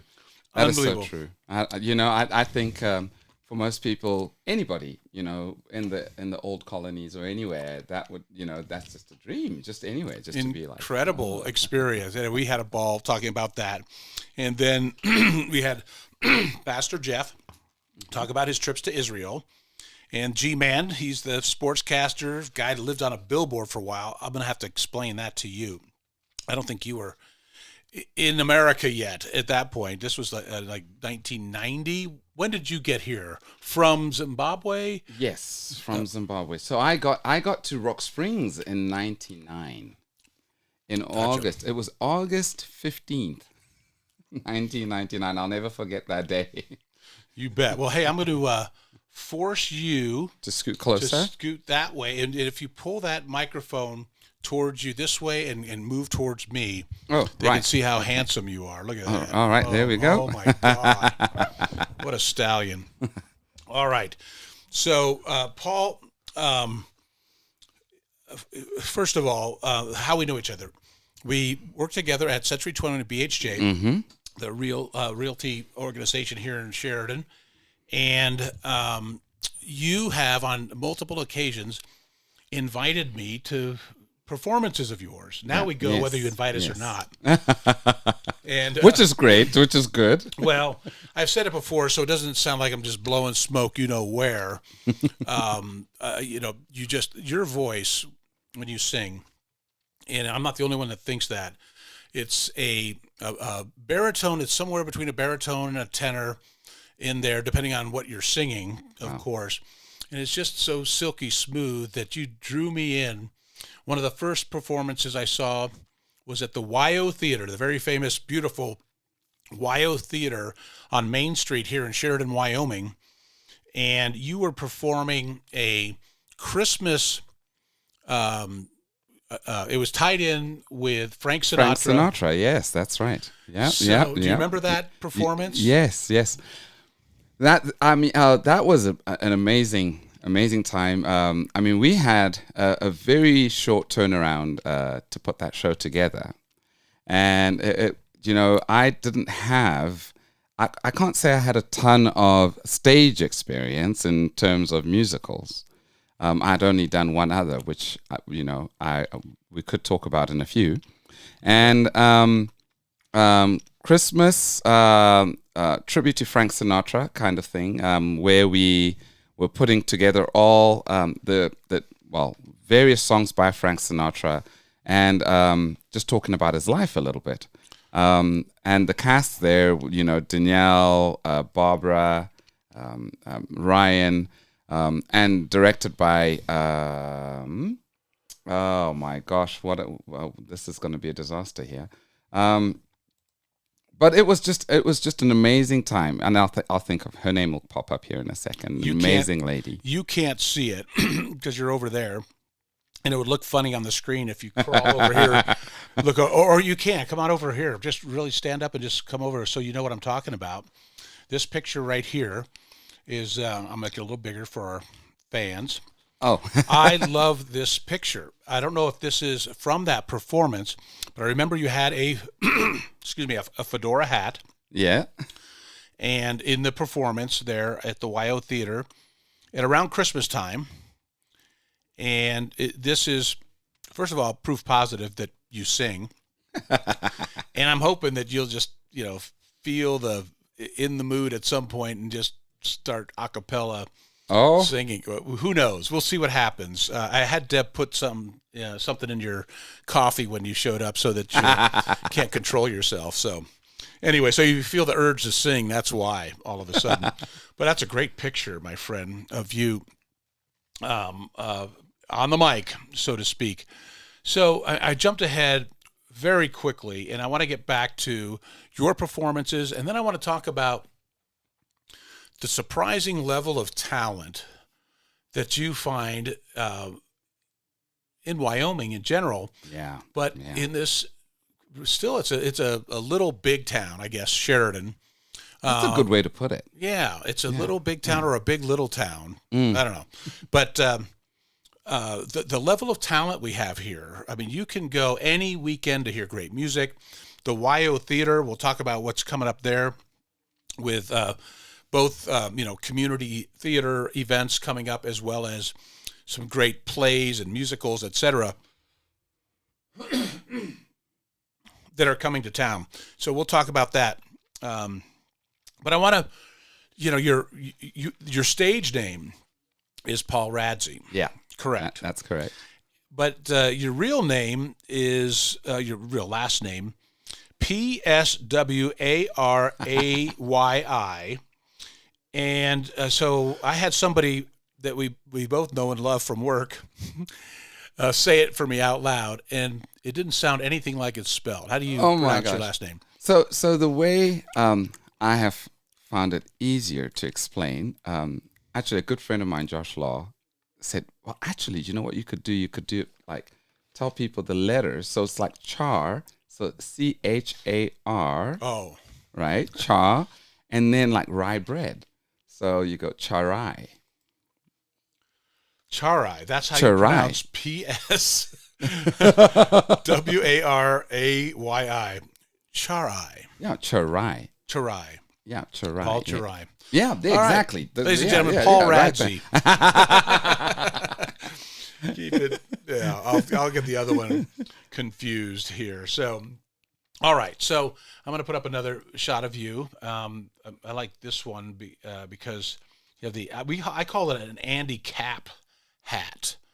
What do you call this hat? This style? Andy Capp was a cartoon character, a comic strip character growing up. What is that to you? What do you call that cap?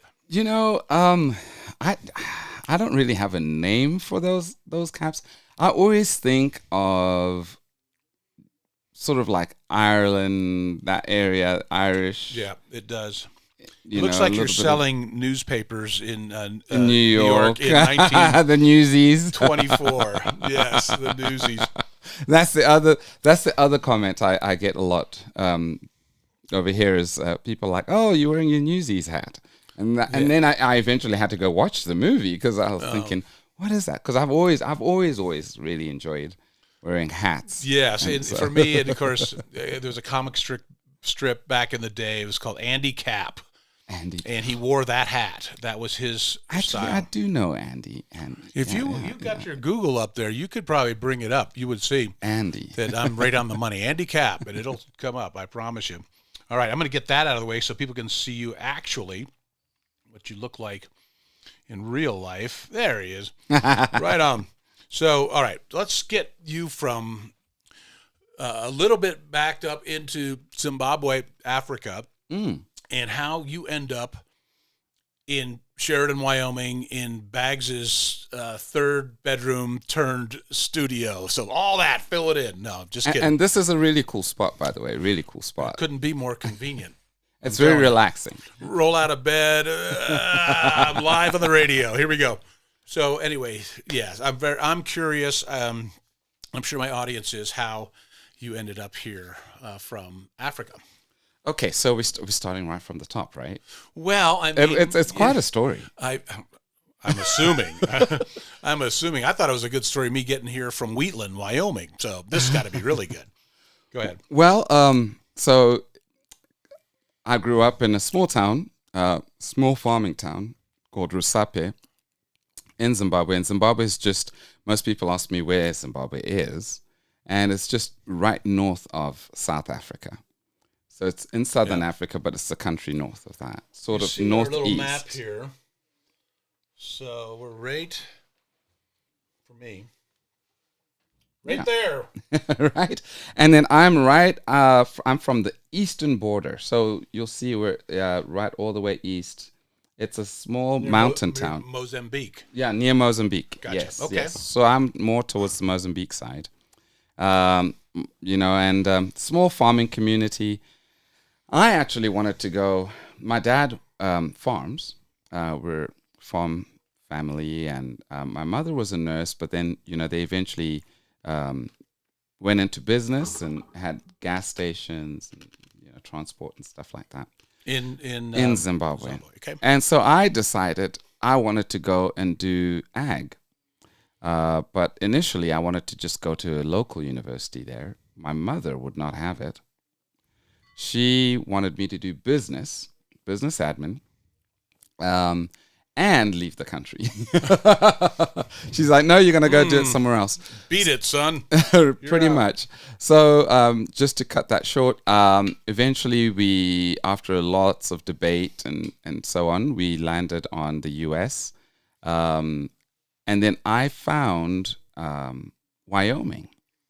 I had taken a geography class in my last year of high school, and just sort of was really intrigued by this place that had what they called high plains desert or cold desert, and I couldn't fathom how a desert could be cold. We have the Kalahari in South Africa. Which fit the typical, your idea of what a desert. Yeah. Right? The high plains, we have grass and sagebrush on it, but not a whole lot more than that. So I could see where that would be interesting. Yeah. And and then the other thing is I had this crazy fascination with horses. And so I, growing up, I had ripped out a photo in a magazine and had these stallions pasted on my closet. And so I always thought, Wyoming was just this crazy wild frontier, And so it was really neat to find they had colleges there. And the people, every time I talked to Western Wyoming Community College staff, they were amazing. I mean, they were absolutely amazing. My mother, on the other hand, wanted me to go to St. John's University. In Western Wyoming, that's Riverton? That's Rock Springs. Rock Springs. Yes. Thanks. Yeah. And my mom wanted me to go to St. John's, New York. Yeah. Which great basketball program there. And I had zero interest in going back to a Catholic university. I mean, I was raised Catholic, and I just, I just didn't want to go. I just wanted somewhere where it was going to be completely different. You managed it. This ain't New York. Right. All right. So you're in Rock Springs now. And so, and literally I remember landing. So I flew, went to London for a few months, and then, because my mother was like, well, you're going to need to learn how to be in, big city, fast paced, and, because you're going to the US. So you're going to go stay in London for a few months and then go to the US because you're going to be by yourself. At least your sisters are in London and they can show you the way around and how to get around in the tube, which would be the subway. Yeah. So did all that, and then flew into Denver was my connection. Well, actually, Chicago was my first connection, and I was absolutely fascinated because I was a Bulls fan. Oh, Chicago Bulls, yeah. That era, especially. Yeah, Michael Jordan. Absolutely. And then anyhow, landed in Rock Springs, and I remember, getting off the plane, and in all my travels, I had never seen my luggage leaving the actual plane. And when I got to Rock Springs, I see the man come, and he's carrying the planes, the luggage, across the tarmac there. Small town airport. And I thought, now this is interesting. And then I walked in, and I mean, I had, I remember it was a very small plane, and the plane is shaking, and the one guy got really sick on the flight. It was part of a football team, the high school football team. Welcome to Wyoming. What a great intro. It was interesting, and they all left the airport. I walked into the airport, they all left, and it was just me, and I was waiting for my ride. Well, my ride didn't show. So I thought, oh, no problem. I've learned how to use the tube and the bus system. So I said to the one person, there was only one person left in the whole airport, and it was like at a Hertz car rental place. And so I went to this lady and I said, hi, my name is Paul. And I was holding my little briefcase. And I said, I'm looking for the bus or the tube. Shuttle. Or exactly. The underground. No, yeah. That goes to Western Wyoming Community College. Or into the city of Rock Springs. And how was that confused look on her face? I mean, was it worthy of an Oscar? And I can imagine she just went, "What?" It was shock and then absolute laughter. Oh, I remember thinking, I think it's my accent. So I thought maybe I need to not sound so British. Yeah. And then I tried again, and she still laughed. And then she goes, there's no buses in Rock Springs. And I said, well, how about a train? And then she's like, no. And that's this reminds me of a scene in the movie Planes, Trains, and Automobiles. It really does. Have you seen that movie? No, I haven't. That's your homework assignment tonight. And then you call me, and I want to go over because you're going to laugh. Wait till you see this. So anyway, sorry to interrupt. Go ahead. I love it. Planes, Trains, and Trains, and Automobiles. John Candy, Steve Martin. It is a gas riot. Yeah, it's a good movie. Trust me. Do you trust me? Do you know, John? I do. Good. I do. You're gonna like this movie, but you'll see the scene I'm talking about. But go ahead. I interrupted. So you're at Rock Springs. You're trying to get to the college. You're at the airport. Yep. And eventually, she's like, "Nope, there's not even a taxi." So she calls one of her friends, who fortunately used to go to the college, and she came and picked me up. And I'm actually still in touch with her to this day because she's just an amazing individual. Now living in Lyman, Wyoming. I don't even know if I know where that's at. Lyman is off of I-80. So I-80 going towards Salt Lake. So it's a little bit, it's about, if I remember correctly, it's about 45 minutes outside Evanston. You bet. Okay. Yeah. I know the vicinity. Yep. All right. But, all right. So go ahead. Yeah. And that's how, and pretty much, and then I went to Western Wyoming Community College, did business admin. Did you do some theater or I did music there? I remember. So what happened is one day I was just walking down the hallway and I was drumming on the banister and singing as I was walking to class.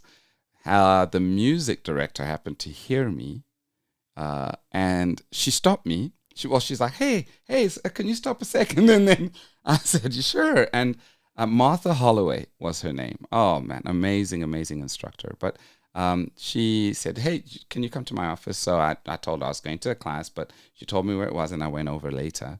And she said, can you sing me a song? And I sang her a song, and next thing I had a music scholarship. So I ended up doing 3 years of community college instead of 2. That's called being drafted. You were drafted by the music department. Well, yep.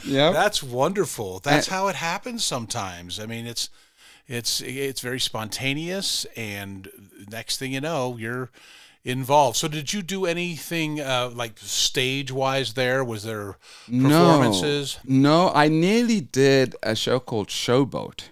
I don't know if you've heard. Absolutely. I know my son Alex is he was a theater of arts major, graduated from. He's an actor.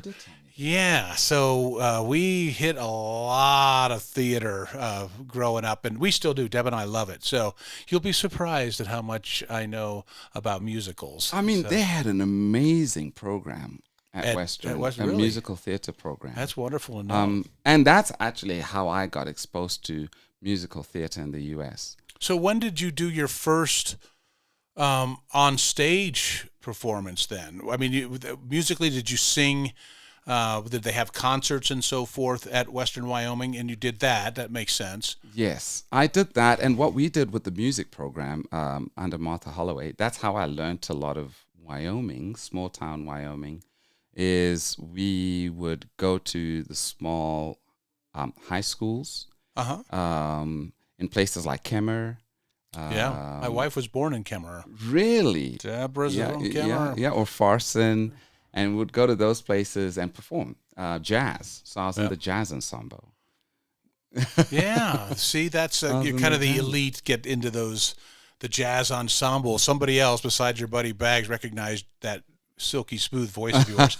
I got to take a commercial break here, buddy, and we'll come back. And then I want to skip ahead a little bit to get to some of your performances here in Sheridan. Sounds good. What you've done and what's coming up. I want to promote our arts here in here in Sheridan, and some of the concerts, etc. I've got a schedule here for what's coming up at the YO Theater and in Casper, because you kind of back and forth. You've got a place there in Casper and then here in Sheridan, and in real estate in both those areas, and an expert in both those communities.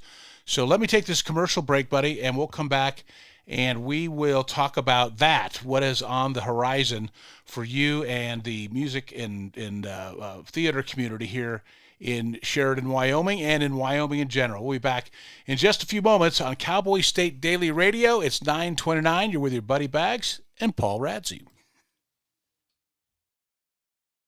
Meet Norm. He lives with anxiety, but with the help of this latest innovation from Be Normal, he can be normal, just like everyone else. With the swipe of a finger, you can project happiness, confidence, machismo. Why settle for being real when you can be normal?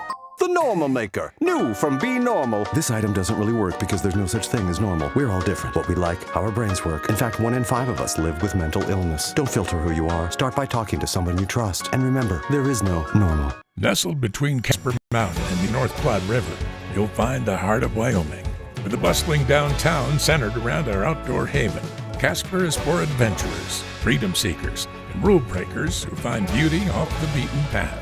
So if touchable history, a vibrant community, and uninterrupted outdoor recreation define your travel itinerary, allow us to welcome you to the one and only Casper, Wyoming. Plan your trip at visitcasper.com. Love is a lesson that doesn't end. It knows no conditions, so you better buckle in. Love keeps you on your toes. It never stops, only grows. Love isn't easy. It's a commitment, especially when they're being their most resistant. Love is being prepared for the journey ahead.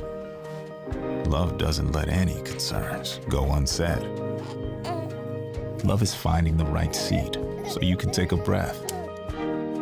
But remember, love isn't lax. It always double checks. Check that your kids are in the right seat at nhtsa.gov/the right seat. Love protects. This is the Cowboy State Daily Radio Network. From Yellowstone to Devil's Tower, the Bighorn Mountains to the Teton Range, Cheyenne to Sheridan, Rawlins to Ralston, Cowboy State Daily Morning Show covers the state like no other radio show or podcast. We love Lovell. We're eager to share the stories of Story, Will Crow About Crowheart, and Yodel Over Yoder. Whether you make your home in Sweetwater, Chugwater, Powder River, or Green River, the Cowboy State Daily Morning Show will make you feel right at home. Jeffrey City, Atlantic City, we see you. Little America, Big Piney, you're on our radar. Howdy, Wapiti, Meeteetse, Shoshone, Ten Sleep, good morning, welcome, Torrington, Riverton, Wheatland, Lusk, Lingle, Lander, Timber, Casey, Kerwin, Moorcroft, Mountain View, Moose, Fort Bridger, Fort Laramie, Fort Washington, Hannah, Hudson, Hewlett, Dayton, Daniel, and DuBois. We are east of Weston, west of Midwest, north of Newcastle, and south of Sundance. Border to border, we love Wyoming and every one of its communities, bar none.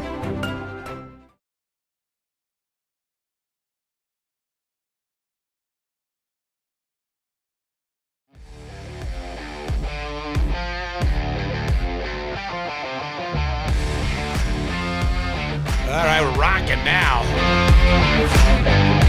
Yeah. Cowboy State Daily Radio, 932 with your buddy Bags and Paul Radzi. Paul is I'm just going to call you an entertainer because you're kind of a jack of all trades when it comes to entertainment. And as I've mentioned before, I've seen you perform on a few occasions now. And one of the reasons I wanted you to visit, because you are really a talent. Thank you. Young man. It really is... it's impressive. I described earlier your voice when you sing as, depending on the song, you can take it down into that baritone land. I love that. You don't hear enough of that. Everybody wants to sing up in those high ranges.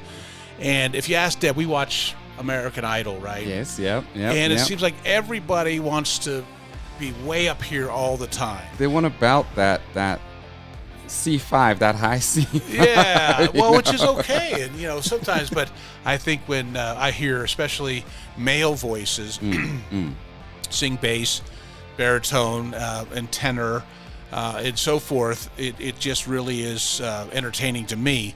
And so that's kind of where you live, is in that area. So how would you describe your voice? I've been fortunate enough, I think, with a lot of training. So the Christmas My Way show, Kathy McNichol, she was directing the music and did a fantastic job with teaching me how to control some of those lower tones, and pull out some of those harmonies and actually blend with Ryan and the rest of the crew pretty well. You can hear, even in your speaking voice, you can hear that that low end. I'm kind of a snob when it comes to voices. Unfortunately for you, you're hearing my fourth hour of radio. I was smooth as silk at 6:30 this morning. And I still think you sound great. Yeah, no, it does. But I'm getting better. I mean, when I kicked off this show about 5 weeks or so ago, I was only at like an hour and a half, 2 hours into the show, and it started to go. I'm really happy you're doing this again, John, because you also have one of those. I always tell people this.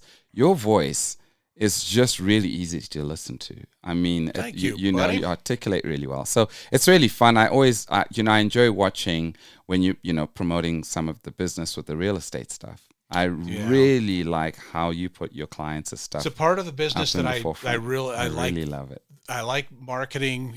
Paul and I, we work together, Century 21 BHJ here in Sheridan, Wyoming. You also do business down in Casper. And how is the real estate market? I'm familiar, obviously, here at Sheridan. How are things in Casper? What's that market like? I'm finding Casper is a completely different market to Sheridan. I mean, just a quick example. I mean, I had a 4-bedroom, 2-bath house in West Casper,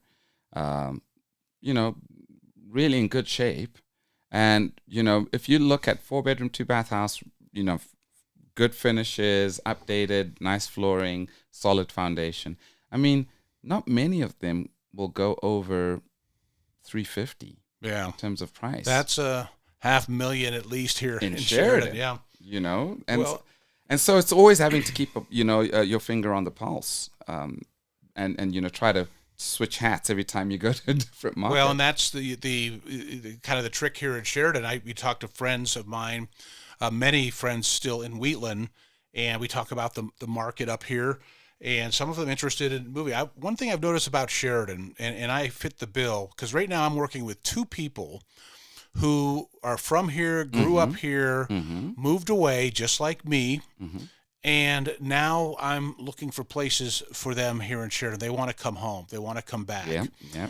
And I mean, that's healthy for a community. You know, a lot of people leave and, you know, had to go sow my wild oats in Denver for 32 years before we moved back permanently. But there's something about Sheridan, and I think that's why, and has had an impact on the real estate market, that people want this lifestyle here in Sheridan, so they'll pay for it. You know, I attend Cornerstone Church here, and at one point, Deanne, the music pastor, she mentioned Sheridan as a place of restoration. And I thought that was a very interesting term. I've never forgotten that. A lot of people seem to come to Sheridan and really they're either looking to rebuild or heal from something, be it physically or spiritually or just the retreat. I think that the emotionally healing for me, I remember being in traffic in Denver, and this is we're Christian brothers, and I was praying. I would pray. It took me, I had a minimum 45-minute commute one way from my home to where I work. That was with, you know, no weather, no wrecks on the way, nothing. 45-minute one-way commute. So I made it. I would pray. It was the time that I'd pray from the time I pulled out of my driveway to pulling in at the Radio Taj Mahal, the iHeartMedia giant operation they have down in Denver. That would be the time that I would say my prayers. Well, I knew when it was time for me to go one time when I paused in my prayers to flip somebody off for cutting me off. And I was so upset, and I knew that I wasn't healthy. That was not healthy. And came home, and I was practically begging Deb. I said, I want to go home. I want to go back to Sheridan. And that's when we really started paying attention to, what was available and work-wise and, finding home and real estate and so forth. So that I could say Sheridan was that for me. And now every time I head down Laux or Fifth and there's deer or turkeys in the road, I take pictures and I send them to my friends in Denver and say, "Where's the helicopter giving it's a thing. It's a thing. It's a thing. You just get drawn into it. Yes. And life is very different, and I'm very grateful for it. Yeah. And I think a lot of people in Sheridan really are grateful for Well, it. and there's obviously some beautiful places. Like I said, my time in Wheatland with the friends and the people that I love to this day that live there, I would never have a negative word for Wheatland ever because of the impact that place had on me as a person, as an adult. And I imagine nor I for Rock Springs. Most people try to take a jab, but yeah, I know. Well, but then I remember we came up here for, it was either a sporting event in high school or like a speech meet or something in high school, the first time I ever came to Sheridan, and fell in love with it. I remember my dad saying, "Wait till you see this place. Wait till you." Well, within like a year and a half of that, he ends up being the principal out of Bighorn High School. No way. He said the same thing. He said, "I'm out. Hello, Right. hello Bighorns. Hello Sheridan." So, anyways. Well, actually, interesting on that note, I had never been to Sheridan, and my one of my best friends ever, actually, since I landed, I call Tom Phelan my day one because it's the first person I really talked to, the first person who ever gave me a ride to Walmart. I actually got my driver's license using his vehicle, and we're still really, really close friends up to now, Tom and his wife, Lindsay. But anyhow, Tom mentioned Sheridan when we were in Rock Springs, and he goes, "Yeah, we went to state, I think it's state championships for soccer, and it was up here in Sheridan, and he couldn't stop talking about how beautiful this place was." And so I'd always had Sheridan in the back of my mind as a place to come see. Well, then I ended up coming over to Sheridan with the college basketball team, the Western one. We came to play the college here. When we had the Generals, had a great basketball Oh program. my word! I hope they bring it back. I really do too. I mean, that's a whole thing in itself, right? It is. That's another day with another topic, right? Yeah. That's a good one, though. Thanks. I'm gonna write that down. Yeah. No, it was amazing, and I think that was yeah. Anyway, I don't want to segue too much into that, but that was one of the things. Every time we would come here with the at the time, I think they now call them Mustangs. We were the Spartans back then, and now we're the Mustangs at Western Wyoming Community College. But I mean, Sheridan, their basketball program, I mean, they could jump out the gym, man. I mean, it was so good. They were very competitive. I went with friend of mine, Coach Hoffman. His son was a friend of mine, and we went with them when they would compete, like in the National Junior College tournament. One of them, I think, was in North Platte or someplace in Nebraska, and we traveled and got to see them play a tournament. They were tournament tough. They played. They had a good program here. Let's just leave it at that. And next time I do the topic, they really did bringing back basketball to Sheridan College. But yeah, that's how that was my first time to come to Sheridan. But the thing is, we would take this really long road trip and then spend the night and leave very early in the morning. So I never really got to experience it. But my first Sheridan experience was singing at Josh and Danielle Law's wedding when I was at University of Wyoming. And so I got to come in and stay for a few days and stayed in Story for a night because they had a cabin up there. And I mean, it was just fantastic. So the wheels were already turning about maybe moving up this way at some point. And that I see that, what I'd say to people, the relative price of things, because of that attraction, it impacts the real estate, the value of property and so forth. So I would just say to anybody listening that's ever thought about moving this direction, now is probably a good time. I do see that the prices are leveling off and even in some cases coming down some because people after COVID were buying property sight unseen. Yes. So that just rocketed and people from Jackson and Missoula and Bozeman, places like that whose property prices went through the roof, saw Sheridan as a value, and Denver too, saw us as a value. So they started buying up a lot of property, and it caused some of the prices to go up fast. Well, now things are coming down, and they're a little more realistic and so forth. So I would say to somebody who's even thought about moving to this region, to give either one of us a call and we'll check out what's out there and we'll show you what we got. But also with you and Casper, there's, as you said, there's some great values in real estate in Casper. Yes. So if that area has appeal, give my buddy Paul Radzi a call. And I mean, the thing, I think for both of us, John, and I'm sure you're seeing this too, it depends on what, when you talk real estate, I'm beginning to learn. So my background is business administration, marketing, right? And it depends. I think within the context of real estate, there is different market segments. Yeah.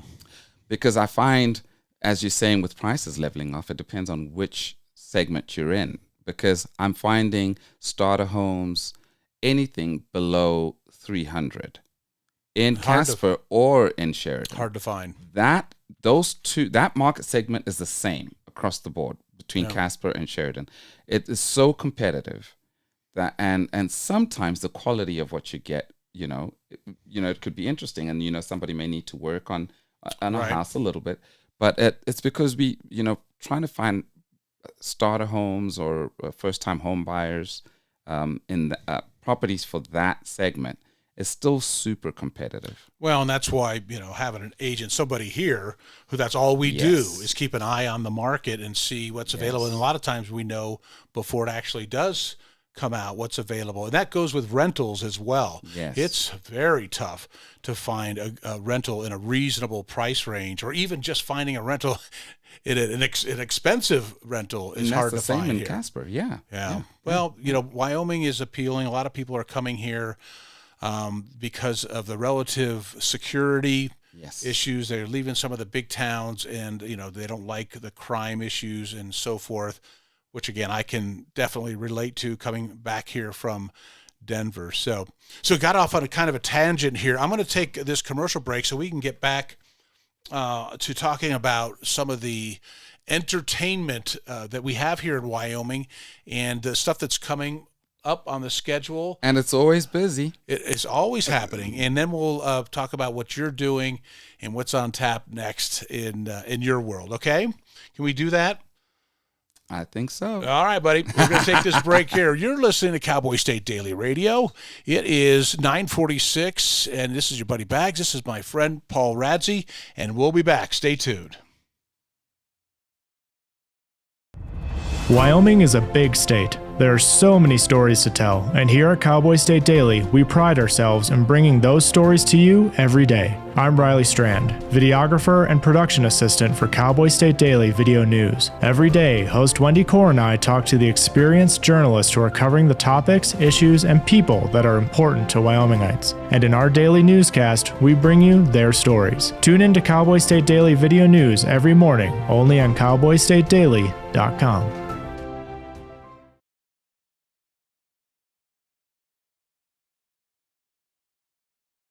You're listening to the Cowboy State Daily Radio Network. Wyoming is a place of unlimited potential, a place that inspires us to dream. Since 2014, Wyo Lotto has given back over $180 million to our great state through transfers, winnings, commissions, and more. Dollars that have gone directly into your cities, towns, and counties. Dollars that have changed lives and set dreams in motion. Thank you, Wyoming, for a legendary 10 years. We can't wait to dream up what's next. The climate that we're operating under has everyone on the defensive. You see a person and you automatically put them in a box and say, well, this is what this person should be like. All of this ostracizing people, what are we afraid of? We're called to love one another. It can't be, I reject you as a person. This country's been through so much. Its people has been through so much. Why can't we fix this? Do we have issues we have to deal with? Yes, we do. But we're not going to be able to deal with them if we're fighting and yelling at each other and not listening.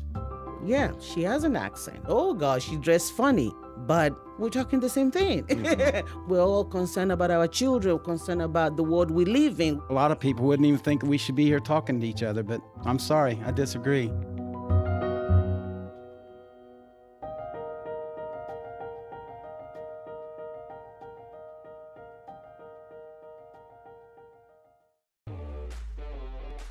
Year after year, we continue to serve new neighbors across our state. For over 40 years, our trust and wealth management services have grown our roots in Casper. And now we're excited to have offices in 3 Wyoming cities. We're here to help you achieve your financial goals and provide the kind of service that you expect from a Wyoming business. Because at Hilltop Bank, community means Wyoming.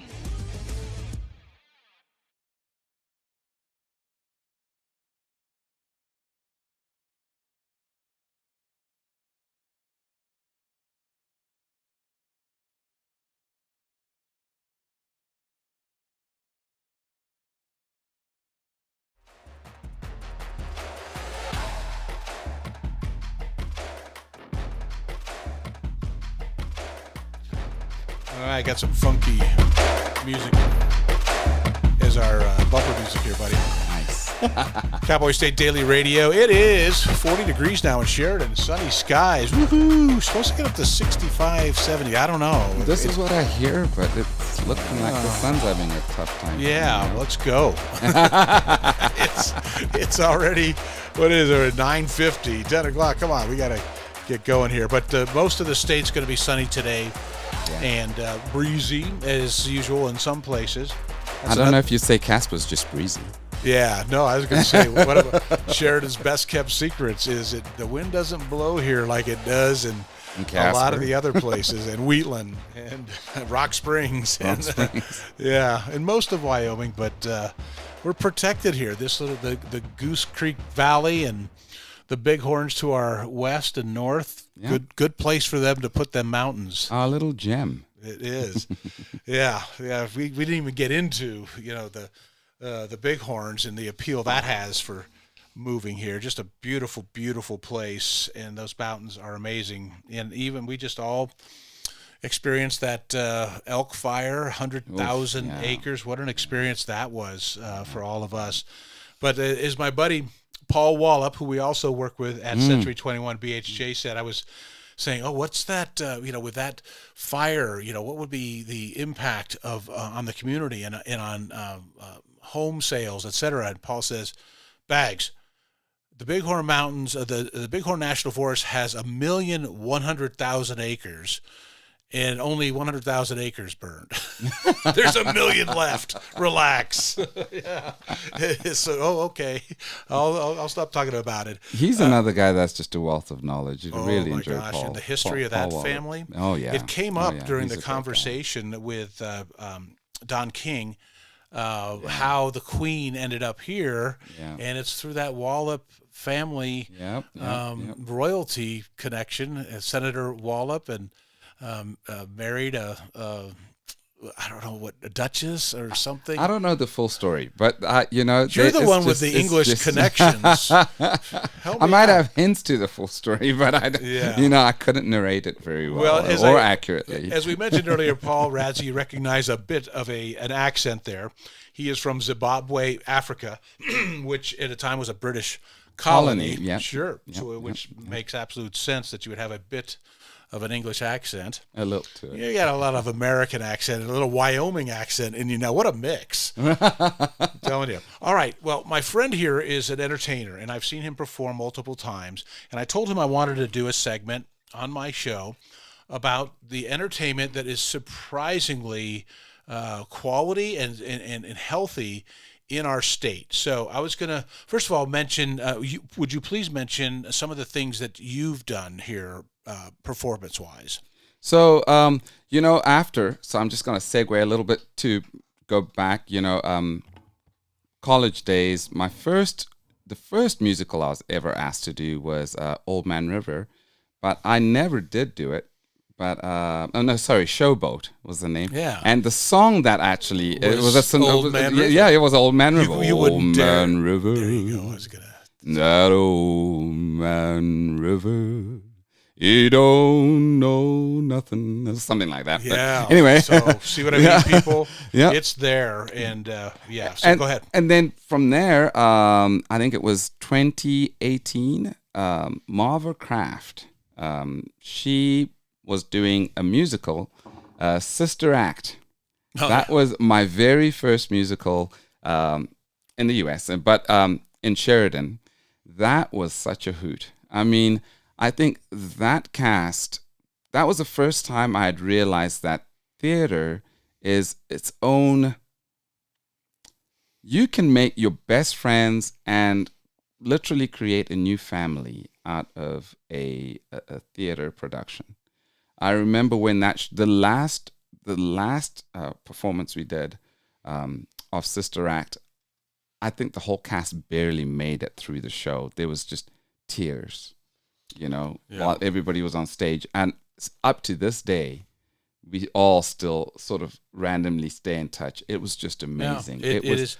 If you guys, people that play sports, that team effort, if you've never been involved in, and I did theater in high school, I've done some through my church, but you build that same kind of camaraderie because it's like shared misery. Yes. I mean, I didn't even know what stage left was at that time. And you're trying to learn everything on the go.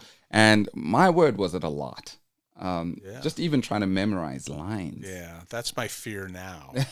Because even my family said, Dad, why don't you go do some community theater? And I said, man, memorizing things is a challenge. I'm 64 years old now, and it's only gotten worse. I was never great at it to begin with. But I would encourage anybody who even has any inkling that they would want to try something like that to go and do it. It is such an amazing experience. We have such a wonderful community theater program here through the WYO Theater. In fact, my friend, at the WYO, they've got auditions coming up this week.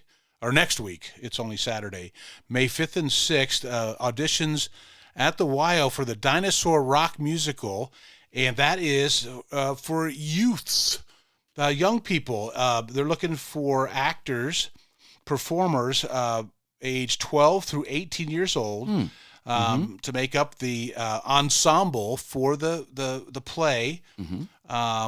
musical, dinosaur rock musical audition information is available at yotheater.com, yotheater.com. And again, that's coming up. These auditions are May 5th and 6th. So, yeah, go to that website if you want to get more information. Also coming up, this is all this week's stuff.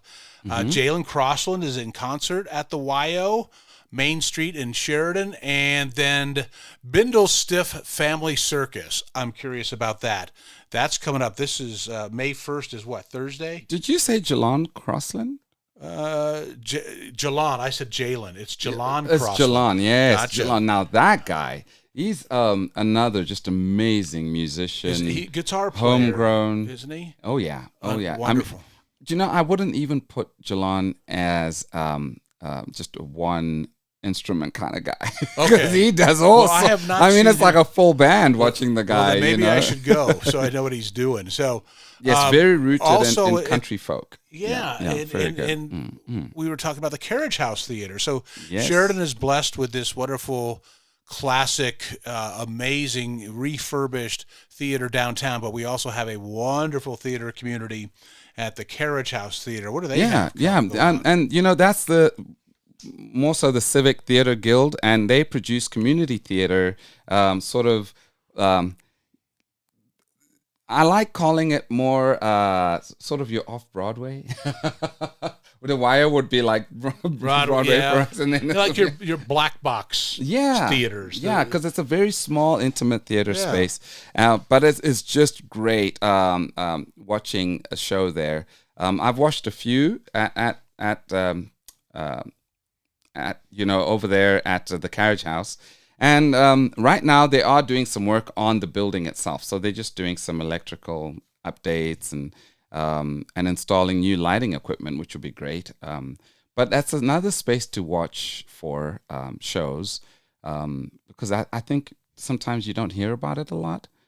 Most people talk about just the Wire Theatre itself, but the Carriage House and the building itself has so much history.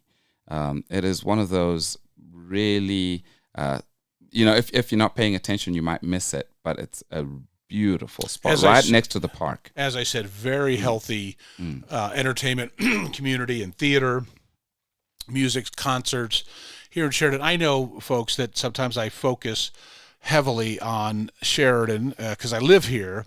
I know there's some wonderful theater. I know the Stage 3 Theater in Casper is a great venue, and then there's the one in Cheyenne. What is the? I think it's called the Atlas.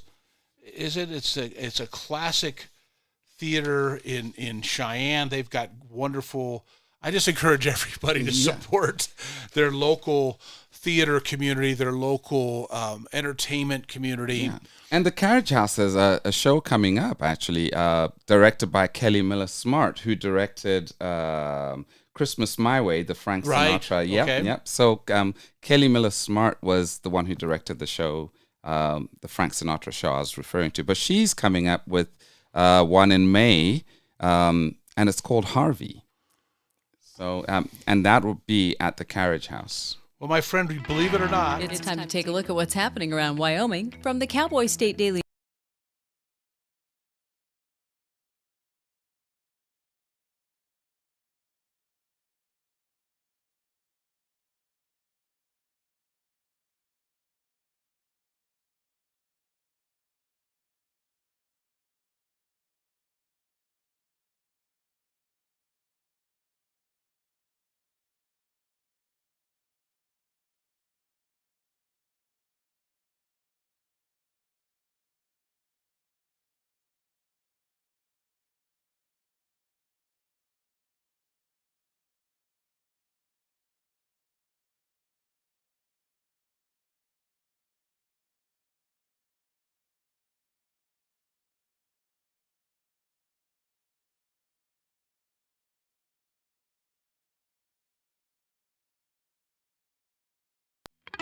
It's time to take a look at what's happening around Wyoming. From the Cowboy State Daily Newsroom, I'm Wendy Core.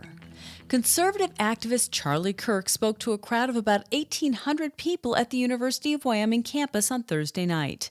Cowboy State Daily's Leo Wolfson was in the audience for Kirk's first ever appearance at UW. He reports that Kirk urged the attendees, made up primarily of college students, to cast aside liberal ideologies, including critical race theory and principles of diversity, equity, and inclusion. Kirk took lots of questions, many of which from less than friendly questioners, which was very interesting to watch the back and forth. They talked about all sorts of topics ranging from immigration to race in America to federal cuts that have been brought by President Donald Trump's administration. Kirk was a firm supporter of the Trump administration policies and stood behind him. The vast majority of the crowd was certainly supporting of his perspectives. But like I said, some of the questioners definitely pushed back on him. Kirk is the CEO and founder of the conservative youth activist organization Turning Point USA. He's on a tour of college campuses and has a stated goal of, quote, empowering young people to promote the principles of free markets and limited government. The Wyoming Game and Fish Department's landowner tag program allows qualifying property owners to apply for 2 hunting tags for each of certain huntable species, including elk, deer, antelope, and wild turkeys. But Cowboy State Daily's Mark Hines reports that a proposal to boost the number of acres people must own to apply for the landowner hunting tags in Wyoming could cut out smaller property owners across the state. I talked to a couple folks who own smaller acreages. They own like 300-400 acres, and they're worried that the qualifications, they might push it up into the 600 acre or more range, which they argue would cut a lot of people out, that there are a ton of people who own those 100, 200, 300 acre parcels in Wyoming that they like to hunt on. And their concern is if this goes through, that would cut a whole segment of people out from being qualified for landowner tags. So this is one, obviously, we're going to watch and see what develops. Not everyone is in favor of the program. Some are worried that people use the landowner tags to market Wyoming properties as essentially hunting preserves for wealthy out-of-staters. PacifiCorp confirmed this week it's moving ahead with a plan that could ultimately retire the iconic smokestacks of its Dave Johnston power plant between Glenrock and Casper. The energy experts contacted by Cowboy State Daily's David Madison offered a range of opinions about the novel oxy-combustion technology and carbon sequestration plans unfolding at the Dave Johnston plant. This depends entirely on an affordable way to sequester the CO2 that will come off of this technology in the plant. The technology promises to retire the smokestacks, but you got to do something with that CO2 that is produced, and it could be really costly. PacifiCorp noted that the work happening at Dave Johnston is still in the feasibility phase, so a decision to build the facility has yet to be made. I'll be back with more news right after this. Are you fabulous at 55? Are you ready to use your valuable time and talent to give back? Join Serve Wyoming through the AmeriCorps Seniors Retired and Senior Volunteer Program, or RSVP, and make a positive impact on your community. With a lifetime of skills and experiences, you're exactly what your community needs. Whether you're itching to lend a hand or your organization could use some extra support, we've got you covered. Call Sarah Roberts at Serve Wyoming at 307-234-3428 or RSVP at servewyoming.org. Well, Anatolian livestock guardian dogs are fierce enough to take on grizzlies and wolves, but gentle enough to babysit toddlers. That's what happened in Arizona earlier this month when 2-year-old Bowden Allen was led to safety by an Anatolian Pyrenees dog named Buford. Montana rancher Lauren Stoddard told Cowboy State Daily's Mark Hines that she wasn't the least bit surprised by the account. After all, her huge dogs of similar breed, Anatolian Shepherds, are gentle with and protective of her own toddler daughter. A toddler, a 2-year-old boy, disappeared from his house, but 16 hours later he turned up. Turned out that a rancher's Anatolian Pyrenees cross had found the boy and stayed with him and then led him back to safety. So I reached out to someone we've interviewed before who has Anatolian Shepherd dogs. So it happens that she also has a toddler daughter, and she says the same thing, that those dogs will follow her daughter around. They'll get between the kid and the hazard, or they'll go so far as to push the kid away from dangerous things. Stoddard previously told Cowboy State Daily that her dogs aren't the least bit afraid of chasing hungry apex predators off her property and away from her livestock. And she says that when it comes to doing their jobs, they're smarter than humans. And that's